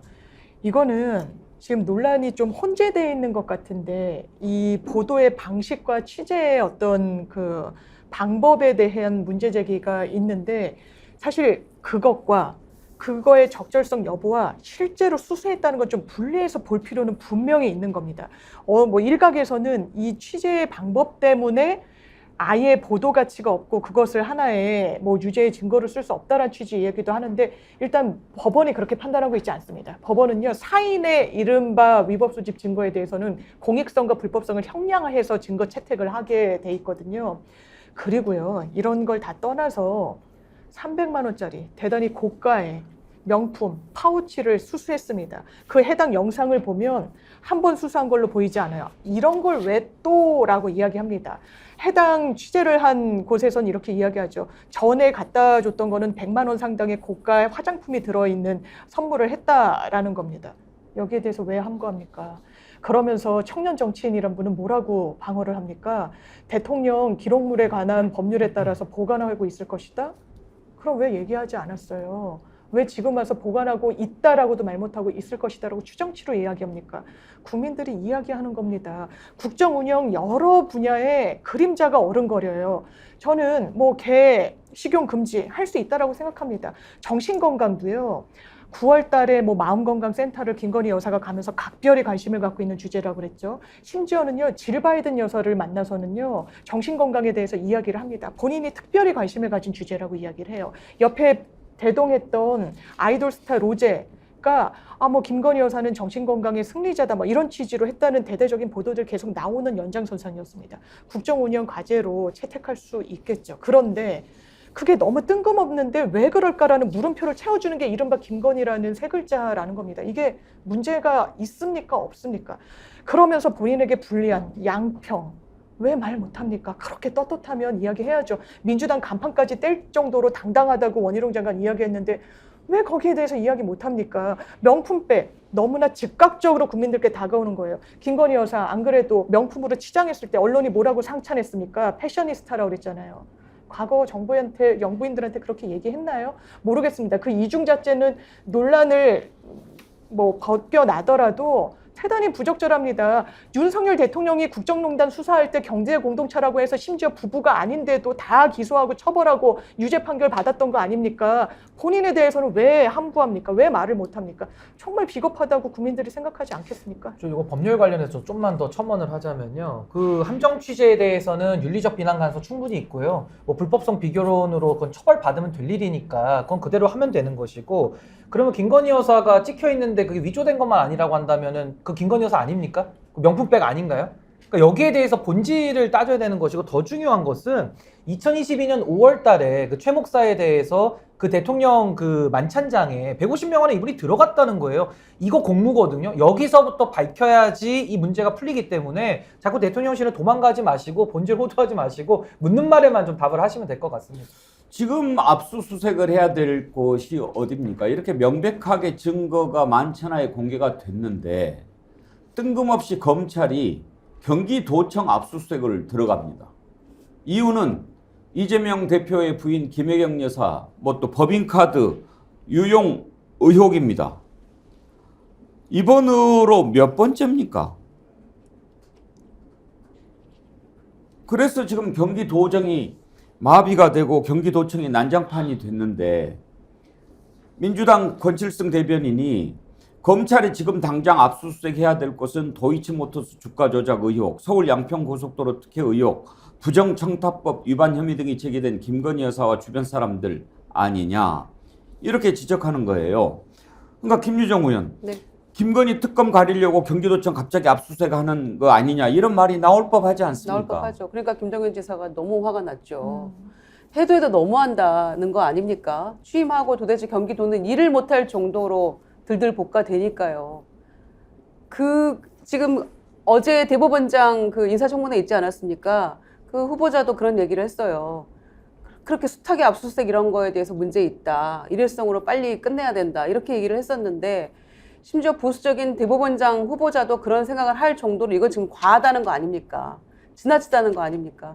이걸로 가려집니까? 김건희 여사의 이런 명품백이다 이런 부분들이. 그리고 처음에는 유튜브 매체니까 언급할 필요 없다. 우리 안 한다. 이렇게 얘기해놓고는 이들은 창고에 다 있다. 그럼 빨리 창고를 개방해야죠. 보여줘야죠. 샤넬 화장품 180만 원어치 거기 있는지, 그리고 디올백 300만 원짜리 거기 있는지 다 보여줘야 되는 거 아닙니까? 이거는 김건희 여사의 정신건강 승리가 아니고 그냥 정신 승리예요. 아무 문제 없다라고 하는. 그런데 이게 문제가 없는 겁니까?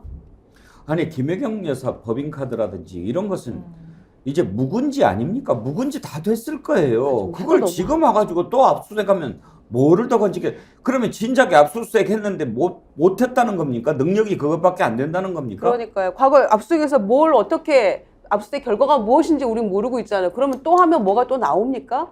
이미 지금 지사가 바뀌어서 일을 시작한 지 1년이 넘었잖아요. 1년이 돼가잖아요. 지금 그런 상황인데 또 압수수색 언제까지 합니까? 5년 내내 합니까? 저는 근데 검찰식 정치죠. 왜냐하면 진짜 그 관심사를 다른 곳으로 돌리려고 하는 거고, 그 다음에 사건이 나면 더 큰 사건으로 그걸 떼우려고 하고 뭐 이런 건데, 저는 김건희 여사에 관련된 국민들의 그 관심과 집중 못 피할 겁니다. 8일날 특검 반드시 본회의 통과시켜야 되고요. 대통령이 이거 받지 않으면 정권의 위기가 올 수도 있다. 이건 분명한 경고입니다. 저는 이거 특수수사의 이거 남용이거든요. 그러니까 수사도 남용하고 권한을 남용하면 안 되는 건데요. 저 여기에 지금 부안해동하는 실무 검사들이나 수사관들 있잖아요. 이분들도 다 이거 정권이 바뀌거나 나중에 이 부분을 들여다보면요. 지금 편향되게 하고 권한 남용하거나 해서 위법사항들 생기면은 이거 다 처벌받거든요. 그러니까 그걸 명심하면서 저는 공무에 수행해 주기를 진심으로 부탁드립니다. 정신건강 쓸데없는 얘기하지 마시고 국민들 정신건강이나 해치지 않았으면 좋겠습니다. 오늘 우리 지후 돌이라서 떡을 가지고 오신 헬리님 댓글 하나 소개해드리고 선물 드리도록 하죠. 기상청장도 검사 출신으로 임명하면 어떨까요? 가뭄 들거나 홍수나면 구름 압수수색하고 그러면 다 해결될 텐데. 아이디어인데요. 예, 그러네요. 기상청장 검사 출신 임명하면 비가 안 와? 저 구름 압색해. 혹시 문체부 장관도 그냥 검사 출신으로 다 임명하시죠. 노래도 제일 잘하고 달리기도 제일 잘할 것 같다는 생각이 듭니다. 노래? 연기도? 어쩌다가 이 나라가 이렇게 검사들이 마음대로 해먹는 그런 나라가 됐습니까? 오늘 2부에서 이 문제에 대해서 정말 속이 많이 상해 있는 분이죠. 송영길 민주당 전 대표, 지난주에 이어서 오늘 만나보도록 하겠습니다. 내일 모레 검찰 드디어 기다리던 소환인데 심경이 어떠실지도 궁금한데요. 예, 광고하고 마무리하도록 하겠습니다. 여러분이 많이 사랑해 주시는 스픽스몰 뽀숭이 기모 제품 뽀숭이 맨투맨 1+1+1 3벌을 저렇게 좋은 가격에 드리고, 또 민소매 그것도 사은품으로 같이 드린다고 하니까요. 한 사이즈 더 크게 넉넉하게 주문해서 잘 입으시기 바랍니다. 겨울철 잘 나시길 바라고요. 또 쌍화탕 사전 예약 주문 받고 있는데 김소영 쌍화탕 아주 좋은 제품이죠. 지금 많이들 주문하셔서 이것도 곧 동의 나면 3차 예약을 또 받아야 될 것 같고요. 여러분들 꾸준히 사랑해 주시는 달팽이 크림도 지금도 잘 나가고 있습니다. 고등어 먹고 어저께 좋아하시는 분도 계셨고요. 예, 스픽스몰 많이 사랑해 주십시오. 스픽스를 사랑해 주시는 힘을 주시는 방법이기도 합니다. 1부 여기서 마치죠. 김철근 실장님, 김유정 의원님, 장유미 변호사님, 신인규 변호사님 네 분 수고하셨습니다. 네, 감사합니다.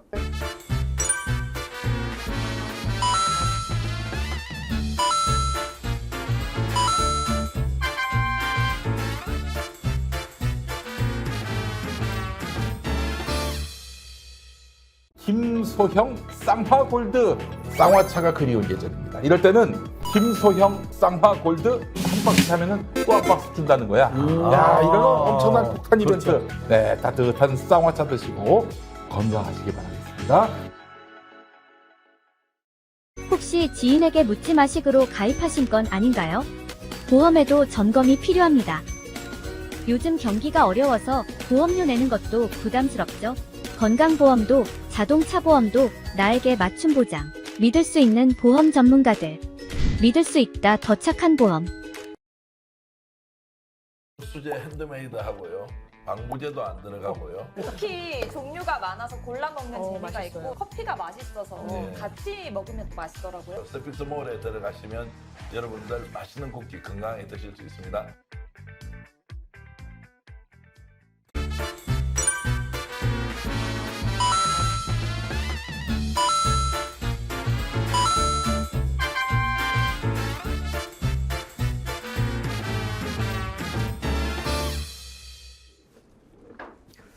예, 오늘 인터뷰 코너는 송영길 전 민주당 대표, 지난주에 이어서 인터뷰 이어가도록 하겠습니다. 어서 오십시오. 네, 안녕하십니까. 드디어 기다리던 소환 날짜가 잡혔습니다. 내일 모레 소환. 그렇습니다. 7개월 딱 보름이네요. 지난번에 그렇게 검찰에 가서 빨리 조사해라 그렇게 얘기하셨잖아요. 왜 그때는 안 부르고 지금은 한번 출석하라고 이야기하는 걸까요? 뭐 이제 다 조사가 끝났을까요? 기본적으로? 밖에 놔두면 계속 뭔가를 만들어내서 공격하니까 이제는 안 되겠다. 그렇죠. 이게 송영길 밖에 놔두면 안 되겠다 이런 생각이 들지 모르겠고요.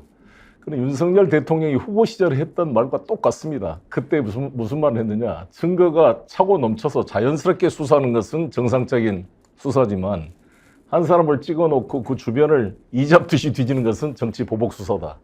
원희룡 후보에 대한 답변이었잖아요. 그 말 그대로 하고 있잖아요 지금. 그래서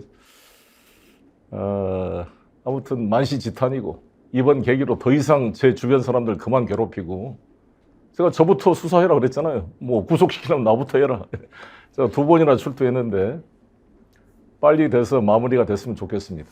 지난번에 저한테 주신 송영길의 선전포고 이 책을 참 잘 읽었습니다. 여러 가지 생각을 하게 하는 바가 많았는데 거기에 보면 이런 내용이 있더라고요.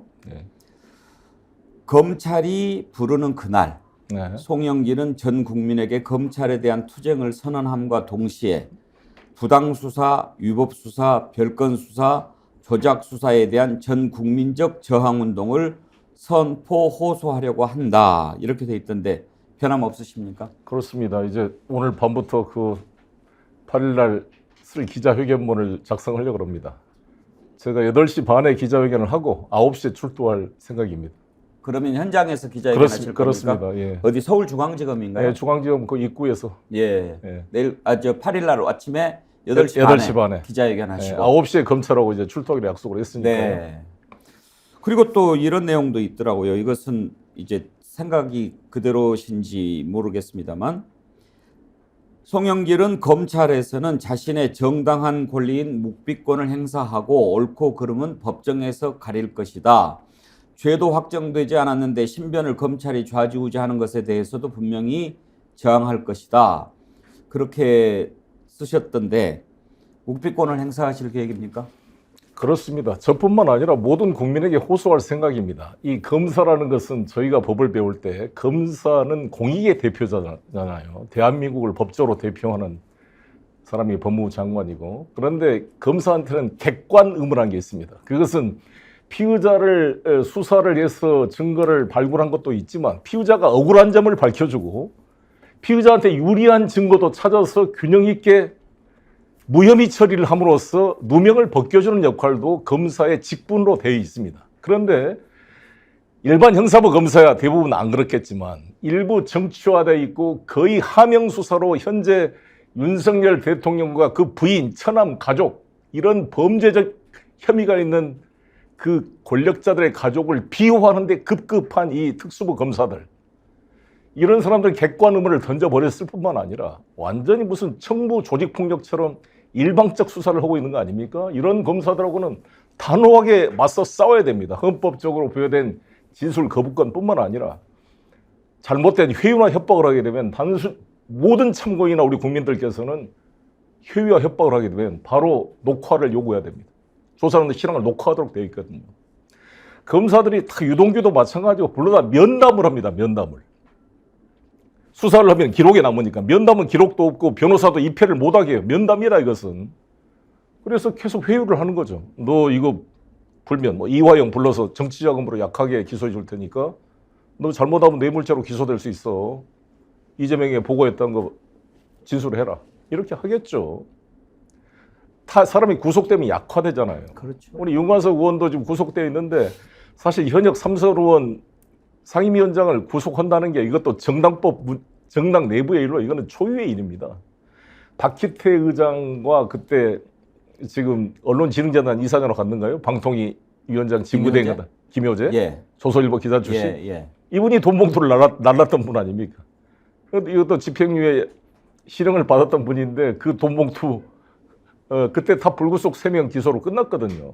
현역 의원을 구속시킨 경우가 없었습니다. 사실 정당 내부의 일을 검찰이 인지수사한 것도 우리나라 헌정사에 처음 있는 일이고 제가 이 정당법 위반 자체를 뭐 잘했다고 제가 한 건 아니잖아요. 수사를 해라. 그러나 비례의 원칙이 있는 것이고 수많은 특수활동비를 국가 예산을 떡값처럼 돈봉투로 나눠 먹었던 세력이 바로 이원석 검찰총장을 비롯한 지금 특수부 검사들 아닙니까? 지금 그 주범이 윤석열, 한동훈 이런 분들 아니었습니까? 제가 그 청계 가든까지 갔다 왔어요.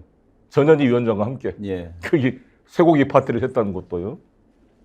그래서 저는 지금 제가 속해 있는 평화 먹고 사는 문제 연구소 주변 사람들을 정말 이잡듯이 수사를 하고 있는데 코바나 컨텐츠부터 수사해라. 범죄의 수많은 혐의가 쌓이는 코바나 컨텐츠는 서면조사 2번 하고 무혐의 처분했어요. 지난번에.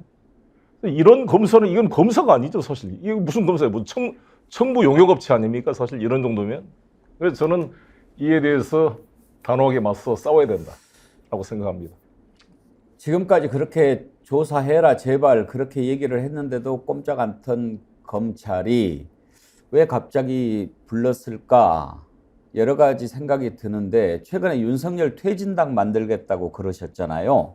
그게 좀 들불처럼 번져갈 것 같으니까 그러는 게 아닌가 싶기도 한데 그 얘기하기 전에 검찰 얘기 나온 김에 이번에 쓰신 책 송영길의 선전포고가 이제 검찰 범죄 카르텔 전체주의 세력의 투쟁을 선포하다 이렇게 부제를 달았지 않습니까? 네, 네. 우리가 일부에서 오늘 윤석열 대통령이 김홍일 국민권익위원장을 방통위원장에 지명을 했어요. 네, 네. 방송통신 정책을 다루는 방통위원장의 검사, 금융감독원장의 검사. 그러니 아까 우리 헨리 씨도 차라리 기상청장도 검사로 해라. 비 안 오면 구름 압수수색하게 그런 얘기가 나오는데 이렇게 다 검사들로 주요 부처 장관급, 차관급 이렇게 하는 이유가 어디에 있다고 보십니까?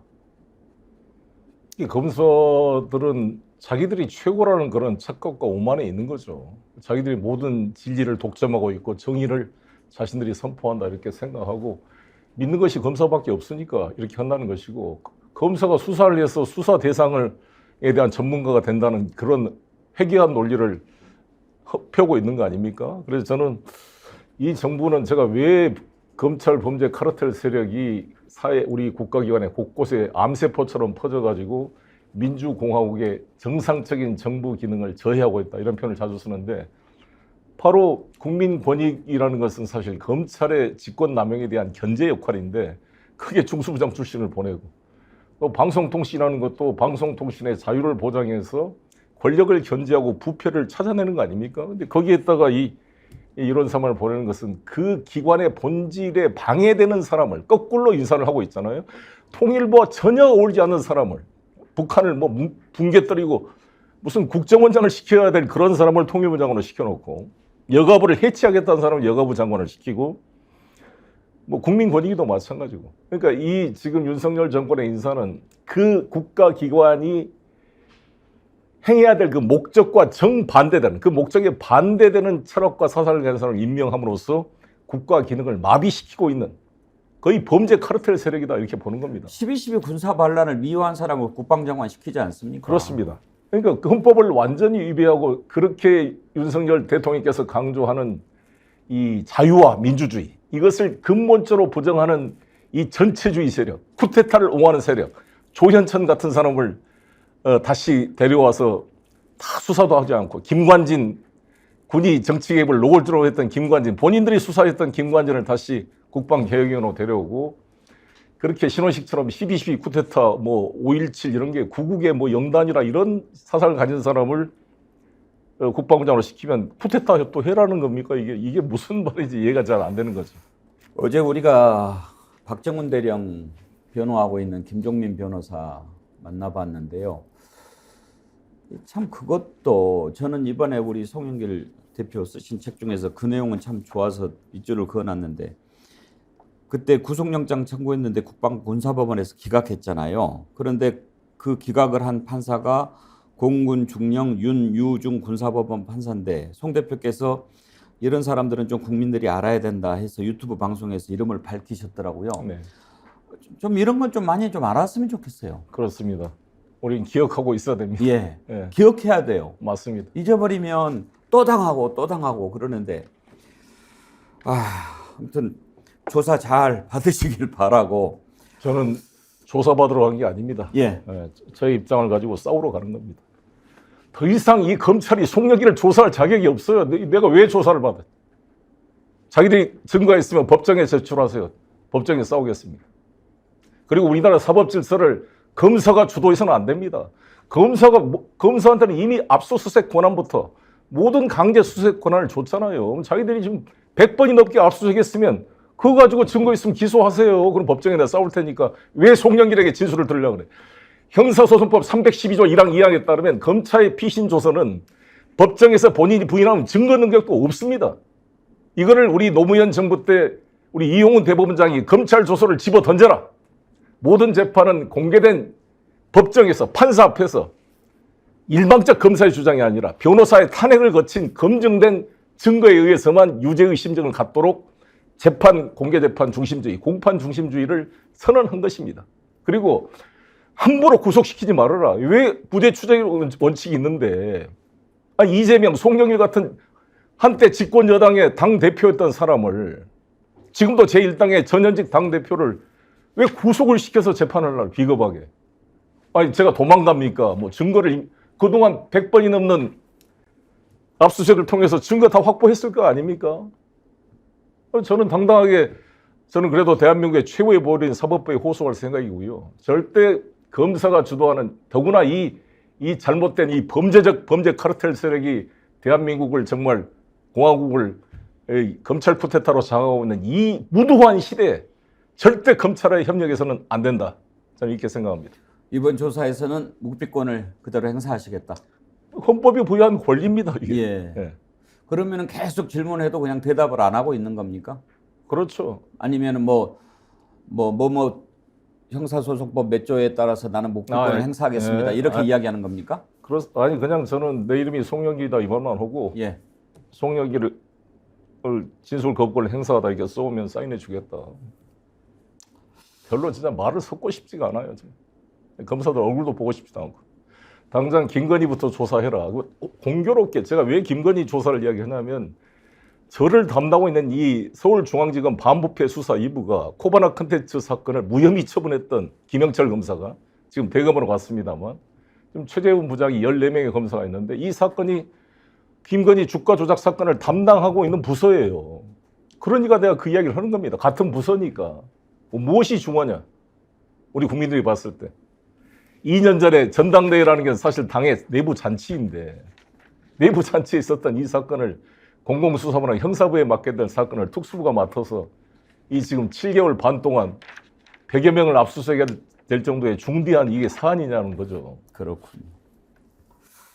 알겠습니다. 아까 이제 윤석열 퇴진당 얘기했는데 그런 얘기 우리가 방송에서도 한 적이 있어요. 석탄당 만들면 찍겠다는 사람들이 엄청 많다. 석탄당, 윤석열 탄핵당 만들면 지금 사실 국민들 심리적 탄핵 상태에 가깝지 않습니까? 그런 점에서 윤석열 퇴진당 여기에 반응이 좀 꽤 있을 것 같은데 그 말씀하신 뒤로 좀 느끼는 반응이 있습니까? 국민들께서 또 우리 민주당 지지자들께서 이런 생각을 하잖아요. 이 야당이 야당답지가 않다. 정말 79석의 평민당을 가지고 온몸으로 싸웠던 이 김대중 총재의 평민당이 정권 교체에 성공했습니다.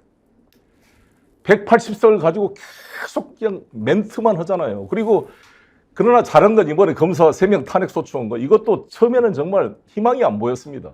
그래도 송영길이 밖에 싸워주고 많은 배원기 앵커 같은 분들이 계속 유튜브에 싸워주니까 어쩔 수 없이 끌려간 면이 있잖아요. 과연 우리 민주당 의원 168명 지금 현재 그중에 제대로 싸운 의원이 몇 명이나 될까요? 정말 생계형 정당, 침대 축구하는 민주당이 아니라 지금 이 시대가 무슨 평온한 시대가 아니잖아요. 거의 그 무도한 이 시대에 예를 들어서 이번에 서울의 소리가 김건희 씨 명품 이게 나타났으면 검찰은 지금 이재명 그 법카 문제를 가지고 또 경기도를 압수수색했잖아요. 우리도 국회의원들이 한남동 집으로 쳐들어가서 농성을 하든지 압수수색을 못하더라도 국민권익위 가서 고발하고 공수처 고발하고 검찰청 고발하고 움직여야 될 거 아닙니까? 완전 성명서만 내면 이게 뉴스에 나오냐고요. 김건희 명품 문제가. 아예 저는 김건희 크리스탈 디오르 명품 가방 모형을 크게 만들어서 트럭에 싣고 서울 시내를 민주당이 마이크 들고 돌아다녀도 된다고 봅니다.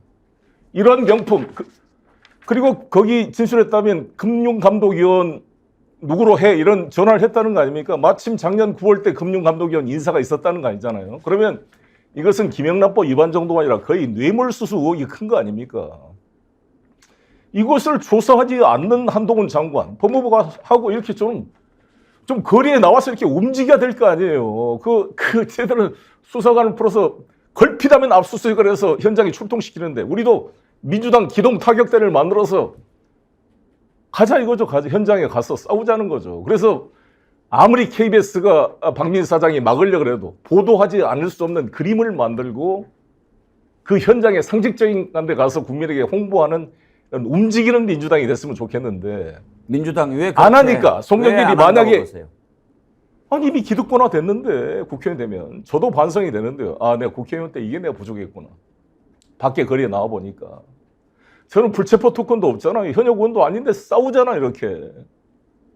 거리에 나오지를 않잖아요. 지금 의원들이 다 앉아서 그냥 멘트만 하고 끝나는 거잖아요. 국민들이 지금 뭐를 간절히 바라는 것을 윤석열 정부는 물론이고 민주당도 잘 모르고 있다 이런 생각하십니까? 그렇습니다.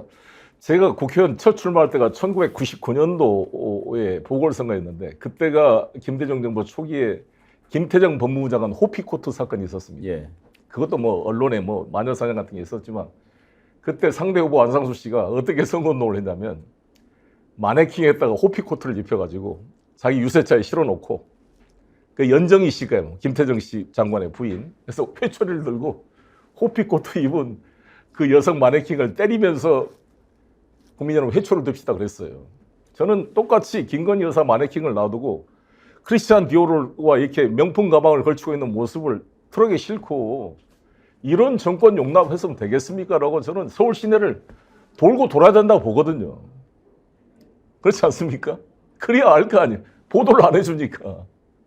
저는 그렇게 움직이는 민주당, 투쟁하는 민주당이 됐으면 좋겠고 윤석열 퇴진당 고민을 나온 이유도 제 개인의 정치적 것도 없고 뭐 국민의힘이 나보다 뭐 방탄당 만들려고 그러냐고 그러는데 아니 내년 4월인데 무슨 방탄이요. 당장 내일 모레 들어가면 저 구속시키려면 영장 청구하면 되는데 내가 불체포 특권도 없는데 그런 황당한 말을 할 게 아니고 좀 더 저는 민주당을 사랑하는 사람으로서 민주당이 좀 더 야당답게 전투적으로 나서기를 바라는 충정이 크다는 말씀을 드리겠습니다. 예. 윤석열 퇴진당을 추진을 지금 하고 있습니까? 지금 아시다시피 병리평으로 가냐 연동형으로 예. 가냐 이에 대해서 우리 국민들이 걱정을 많이 하는데 저는 병리평을 연동형으로 바꾼 민주당이 다시 돌아가는 게 명분이 약하다 이런 생각이 드는데 동시에 이재명 대표가 말씀하신 멋진 패배는 안 된다 이 말도 동의를 해요. 연동형이냐 병리평이냐보다 더 중요한 것은 내년 4월에 압도적 승리를 통해 윤석열 퇴진을 할 수 있는 200석의 반윤 연대의 의석을 만드는 게 중요하다고 보는데 제 개인 소견으로는 연동형이라는 것을 유지하면서도 이게 가능할 수 있다. 연동형 무조건 패배한다고 뭐 최모란 분이 뭐 민주당을 제로로 해놨던데 그럴 게 아니고 제가 말씀드린 것처럼 용해인부터 시작해서 뭐 다 가장 전선에 싸우고 있는 분들 뭐 유삼영 뭐 박정훈 다 좋습니다. 현재 윤석열 정권과 최전선에 싸우고 있는 사람들을 중심으로 당을 만들고 또 촛불을 비롯해서 제야단체와 결합을 해가지고 민주당이 우당을 만드는 거죠. 민주당이 공식적으로 우당으로 선언해주면 이것은 단순한 과거의 위성정당과는 차원이 달린 압도적 승리를 이룰 수 있다. 민주당의 의석수만으로만 하는 게 아니라 연대해서 할 수 있다 이런 생각인데 민주당의 좀 결정을 봐야죠. 기다리고 있습니다. 만약에 병리평으로 가게 되면 지금 송 대표께서 구상하고 있는 윤석열 퇴진당을 통한 연대가 좀 더 어려워질 수 있는 것 아닌가요? 그렇죠. 일단 지역구에서 서로 분열돼 가지고 어부지리가 되는 일은 없을 것이고요. 어떤 비례에서 어떻게 정말 선명한 야당다운 야당을 만들어서 민주당을 자극시키고 상호 견인함으로써 윈윈할 수 있을까 이런 것을 고민하고 있는 것입니다. 예.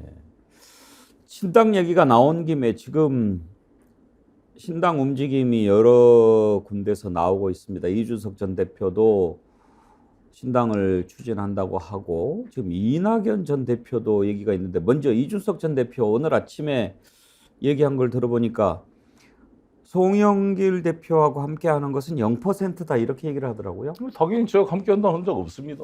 아니 당을 같이 한다는 적은 한 번도 말한 적이 없잖아요. 단지 신당을 만들고 저도 당을 만든다면 사안별로 연대할 수 있다 이 말을 한 것이고 이준석 대표도 뭐 개혁 분야에 있어서 예를 들어 홍문도 장군 철거 반대, 박정훈 기소 반대 이런 사안들에 저하고 일치한 부분들이 있잖아요. 그건 연대할 수 있는 거 아니겠습니까? 근데 단지 저는 이준석 대표한테 정말 이 정치인의 선배로서 제가 충고한다면 그렇게 살살 정치공학적으로 비껴가면 안 돼요. 어차피 윤석열과 반대 투쟁을 해야지 반윤 연대는 안 한다. 그럼 친윤 연대 하실 겁니까? 아니면 다시 한번 양도구육 시즌2를 하실 겁니까? 어찌됐건 양 머리를 걸어놓고 개고기를 팔았던 것에 대한 자기 반성을 했다면 윤석열 정권을 끌어내는데 같이 해야지. 여기 와서 그럼 뭐예요? 윤핵관과 차이가 뭡니까? 윤석열 대통령을 계속 지지하는데 윤핵관이 가려서 그것만 가려주면 자기 뭐 자리 만들어주면 다시 돌아가겠다는 것도 아니고. 그 신당이 무슨 신당이에요? 윤석열 뭐 지지 뭐 보조 정당인 겁니까? 저는 신당을 만드는 순간 선명한 야당이 돼서 싸우지 않으면 존재할 가치가 없고 만들 필요도 없다. 그럼 그냥 국민의힘이 계속 계세요. 왜 신당을 만들어요? 뭐 이낙연 전 총리와 서로 협력해서 뭐 당을 만든다 그러는데 둘 다 사망의 길이라고 봅니다. 그렇게 만들면. 그러면 어떻게 가야 맞다고 보십니까? 제가 말씀드린 대로 이준석은 여기서 선명하게 윤석열과의 이 정권에 대해서 내가 잘못했다. 양도구역으로 정말 반성한다라는 걸 전제로 이러한 무도한 이 가짜 보수 세력을 몰아내고 진짜 합리적인 보수 세력을 구축하겠다라고 선언하고 싸우는 것이 저는 이준석 정치의 미래를 담보하는 거다 이렇게 생각합니다. 근데 지금 말씀 중에 이준석 전 대표, 이낙연 전 대표가 이렇게 같이 할 거다 이런 얘기 하셨는데 지금 두 사람이 신당을 같이 만들 가능성이 있다고 보시는 겁니까? 왜 가능성이 없겠어요? 그쪽에서 계속 구애를 하지 않겠습니까? 어느 쪽에서? 이쪽에서 이상민 의원 쪽도 뭐 만나고 그랬다는 거 아니겠어요? 이낙연 쪽에서 이준석한테 구애를 한다고 보십니까? 저는 그러고 있다고 봅니다. 예. 공통 가치가 뭘까요? 공통 가치는 이재명 대표 중심의 민주당을 교란시켜서 윤석열 정권을 도와주자 이거죠, 결론은. 이낙연 전 대표가 윤석열 대통령을 도와주기 위해서 그런 일을 할 거다 이런 말씀이신가요? 아니 그런 동기와 상관없이 그렇게 결과가 그런 결과가 될 거다. 될 수밖에 만약에 없는, 그렇게 예. 합친다면 그렇습니다. 그러면은 신당 가능성은 여전히 있다고 보십니까? 이낙연 전 총리 측에서도? 글쎄 그렇지 뭐 그렇게 할 수 있겠어요? 제 생각에는 그래도 민주당의 대표를 했던 분인데. 그러면 모르겠어요. 자꾸, 김한길 예. 그분도 민주당 대표를 했던 분이 저리 갔으니까. 예. 근데 이낙연 대표한테 상당히 좀 불신이 있는 것 같습니다. 아니 뭐 그렇게 말씀하신 건 아니고 나는 이낙연 대표께서 잘해 주시길 바라겠고 여러 가지 민주당에 대한 불만이 있을 수 있고 이재명 체제에 대한 비판을 할 수가 있는데 그 비판은 우리 내부의 비판이고 일단은 이 무도한 윤석열 검찰 독재 정권과 싸우는 전선에 같이 서줘야 될 텐데 그런 언급이 전혀 없으니까 아쉬움이 있다는 거죠. 이게 민주당의 통합이라는 것은 전선에 함께 쓰는 것이다. 이재명 대표의 사법 리스크를 옛날 대선 경선 때부터 지금까지 일관되게 말씀하고 계세요. 이낙연 총리께서. 뭐 그렇게 말씀하실 수 있다고 보는데 저는 이재명의 사법 리스크보다 더 무서운 것은 우리 대한민국 전체의 검찰 독재 리스크입니다. 119대 29 심각하잖아요. 59조의 세수 결손 400억 500억이 넘는 무역 수지 결손 거의 지금 대한민국이 망가지고 있는 것입니다. 이게 눈에 보이지 않습니까? 정말 국무총리를 역임하셨던 이낙연 총리님 눈에 봤을 때도 이에 대해서 비판을 하고 그 나서 내부의 이야기를 해야 되는 것이 순서에 맞다. 저는 이렇게 생각합니다. 최근에 이낙연, 정세균, 김부겸 문재인 정부에서 국무총리를 지냈던 세 분이 같이는 아니지만 따로따로 만났다라고 하던데 혹시 그것도 신당과 관련된 움직임일까요? 그건 잘 모르겠습니다. 다들 뭐 민주당의 원로이시던 분이니까 걱정을 할 수 있다고 봅니다. 민주당 걱정. 예.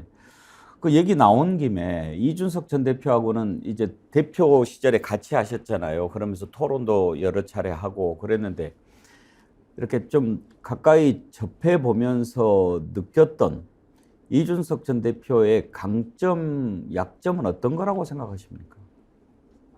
저는 이준석 대표를 좀 긍정적으로 보려는 사람이 그걸 존중해 줬잖아요. 그리고 아마 우리나라 정당 사상 현직 여야 대표가 3번이나 TV 토론을 생중계를 한 것은 처음 있는 일입니다. 예.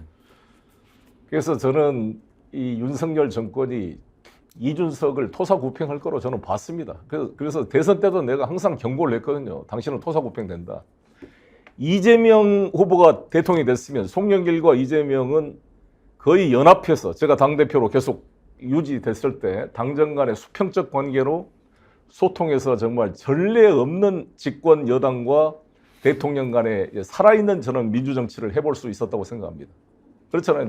만약에 이재명 대선이 됐으면 저로서는 실세 당대표가 돼서 얼마나 당정 관계가 수평적으로 민주적으로 소통이 됐겠습니까? 그런데 윤석열이 된 순간 나는 당신은 토사구팽 된다 이렇게 봤거든요. 왜냐하면 이 검찰 이 카르텔 세력이 이준석을 그 녹취록에 나온 것처럼 뭐 까불고 있다 이런 거 아닙니까? 그냥 3개월 안에 뽀개버리겠다. 뭐 쥐약 먹은 놈들도 아니고 이렇게 국민의힘을 폄하하고 있는 이 윤석열 대통령의 그런 성정상 용납하지 않을 것이다 이렇게 본 거거든요. 예. 근데 이제 지금은 워낙 지금 이 미심이 있더라니까 두렵죠. 윤석열 대통령도. 이게 선거 끝나는 순간 조선일보 김대중 칼럼에 말한 식으로 너는 끝이다 이거 아닙니까? 그러니까 자기가 자존심이 있어서 이준석한테 손은 못 내밀고 지금 인요한을 통해서 뭐 조선일보 칼럼을 통해서 아니 뭐 김한길 뭐 위원장을 통해서 이렇게 우회적으로 다시 이걸 이용하려고 일시적으로 지금 손을 내밀고 있는데 여기에 이준석이 또 흔들리면 양도구육 시즌2가 되는 거죠. 본인들 안 간다고 저한테 몇 번 그랬는데 아마 12월 27일까지 보겠다는 거 아니겠어요? 아마 그게 저는 김건희 특검법 통과와 그에 관한 반향을 보고 판단하겠다 이런 것 같은데요. 저는 이준석 대표의 그동안 워딩이 김건희 특검 찬성 쪽이라고 봅니다. 대단히 순발력이 있고 뛰어난 부분이 있는데 큰 역사적 흐름과 정치, 단순한 그 발제간 제주가 아니라 큰 역사적 대의 속에 자기를 굳건히 세우는 그런 정치를 해야 된다고 봅니다. 지금 이상민 의원이 이제 민주당을 탈당을 했고 앞으로 어떻게 할지는 이제 지켜봐야겠습니다만 이낙연 전 대표도 뭐 기다림이 이제 한계에 왔다 이런 얘기를 하고 몰아내면 가야죠 뭐 이렇게 얘기를 하는데 지금 대표를 지내신 송영길 대표께서 민주당이 갈라설 사람들하고는 딱 갈라서는 게 맞다고 보십니까? 아니면 그래도 하나가 돼서 이렇게 통합으로 가야 된다고 생각하십니까? 어떤 게 더 낫다고 보십니까? 글쎄 뭐 단언적으로 할 수 없지만 당 내부에 이견이 존재하는 것은 당연한 민주정당의 기본 원리인데 그 이견이 지금 윤석열 정권과 싸우는 투쟁 전선을 전제로 하고 이견을 서로 간에 소화를 해야지 거꾸로 등에 칼을 찌르는 그런 전선을 이탈해서 오히려 반대 전선을 만드는 그런 행위를 하게 되면 상당히 어렵지 않겠는가 이런 생각을 합니다. 그럴 거면은 아예 갈라서는 게 낫다고 보십니까? 글쎄 뭐 우리 당에서 갈라서 그럴 필요는 없는 것이고 본인들의 판단이죠, 그거는. 예. 알겠습니다. 오늘 또 여러 가지 거침없는 그런 말씀을 해 주셨는데 끝으로 앞으로 송영길 대표가 가는 길이 어떤 길일까 한번 좀 생각을 해보고 싶은데 일단 뭐 당면한 현안들이 워낙 많기는 합니다만 어떤 생각을 주로 하십니까? 정말 우리 스픽스 시청자 여러분, 정말 저는 저를 지금 움직이는 가장 큰 한 말은 이 성경 에스더에 나오면 죽으면 죽으리라는 말씀입니다.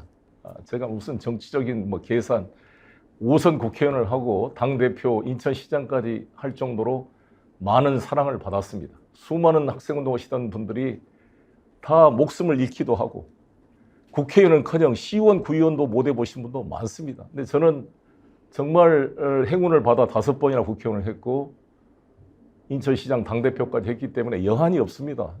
저나 제 아내나 지금까지 인생을 역사 앞에 자기를 투여한다는 자세로 살아왔고 저는 정말 윤석열 정권을 막지 못했다는 그 죄책감 때문에 정말 마음 같으면 감옥에 들어가서 정말 그 죄값을 제가 치르고 싶어요.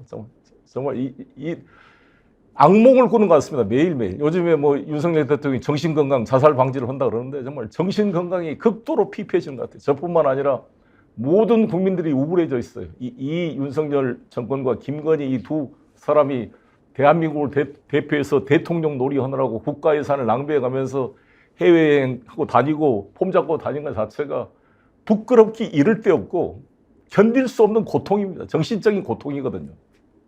그래서 저는 이런 정권에서 편히 산 것 자체가 죄악이라는 생각이 들어요. 나는 뭐 일제시대 같으면 뭐 고문이나 하고 그러겠지만 어떤 각오로 나를 죽이려면 죽여라. 그러나 내가 정말 역사 앞에 부끄러워지도 한 적 없다.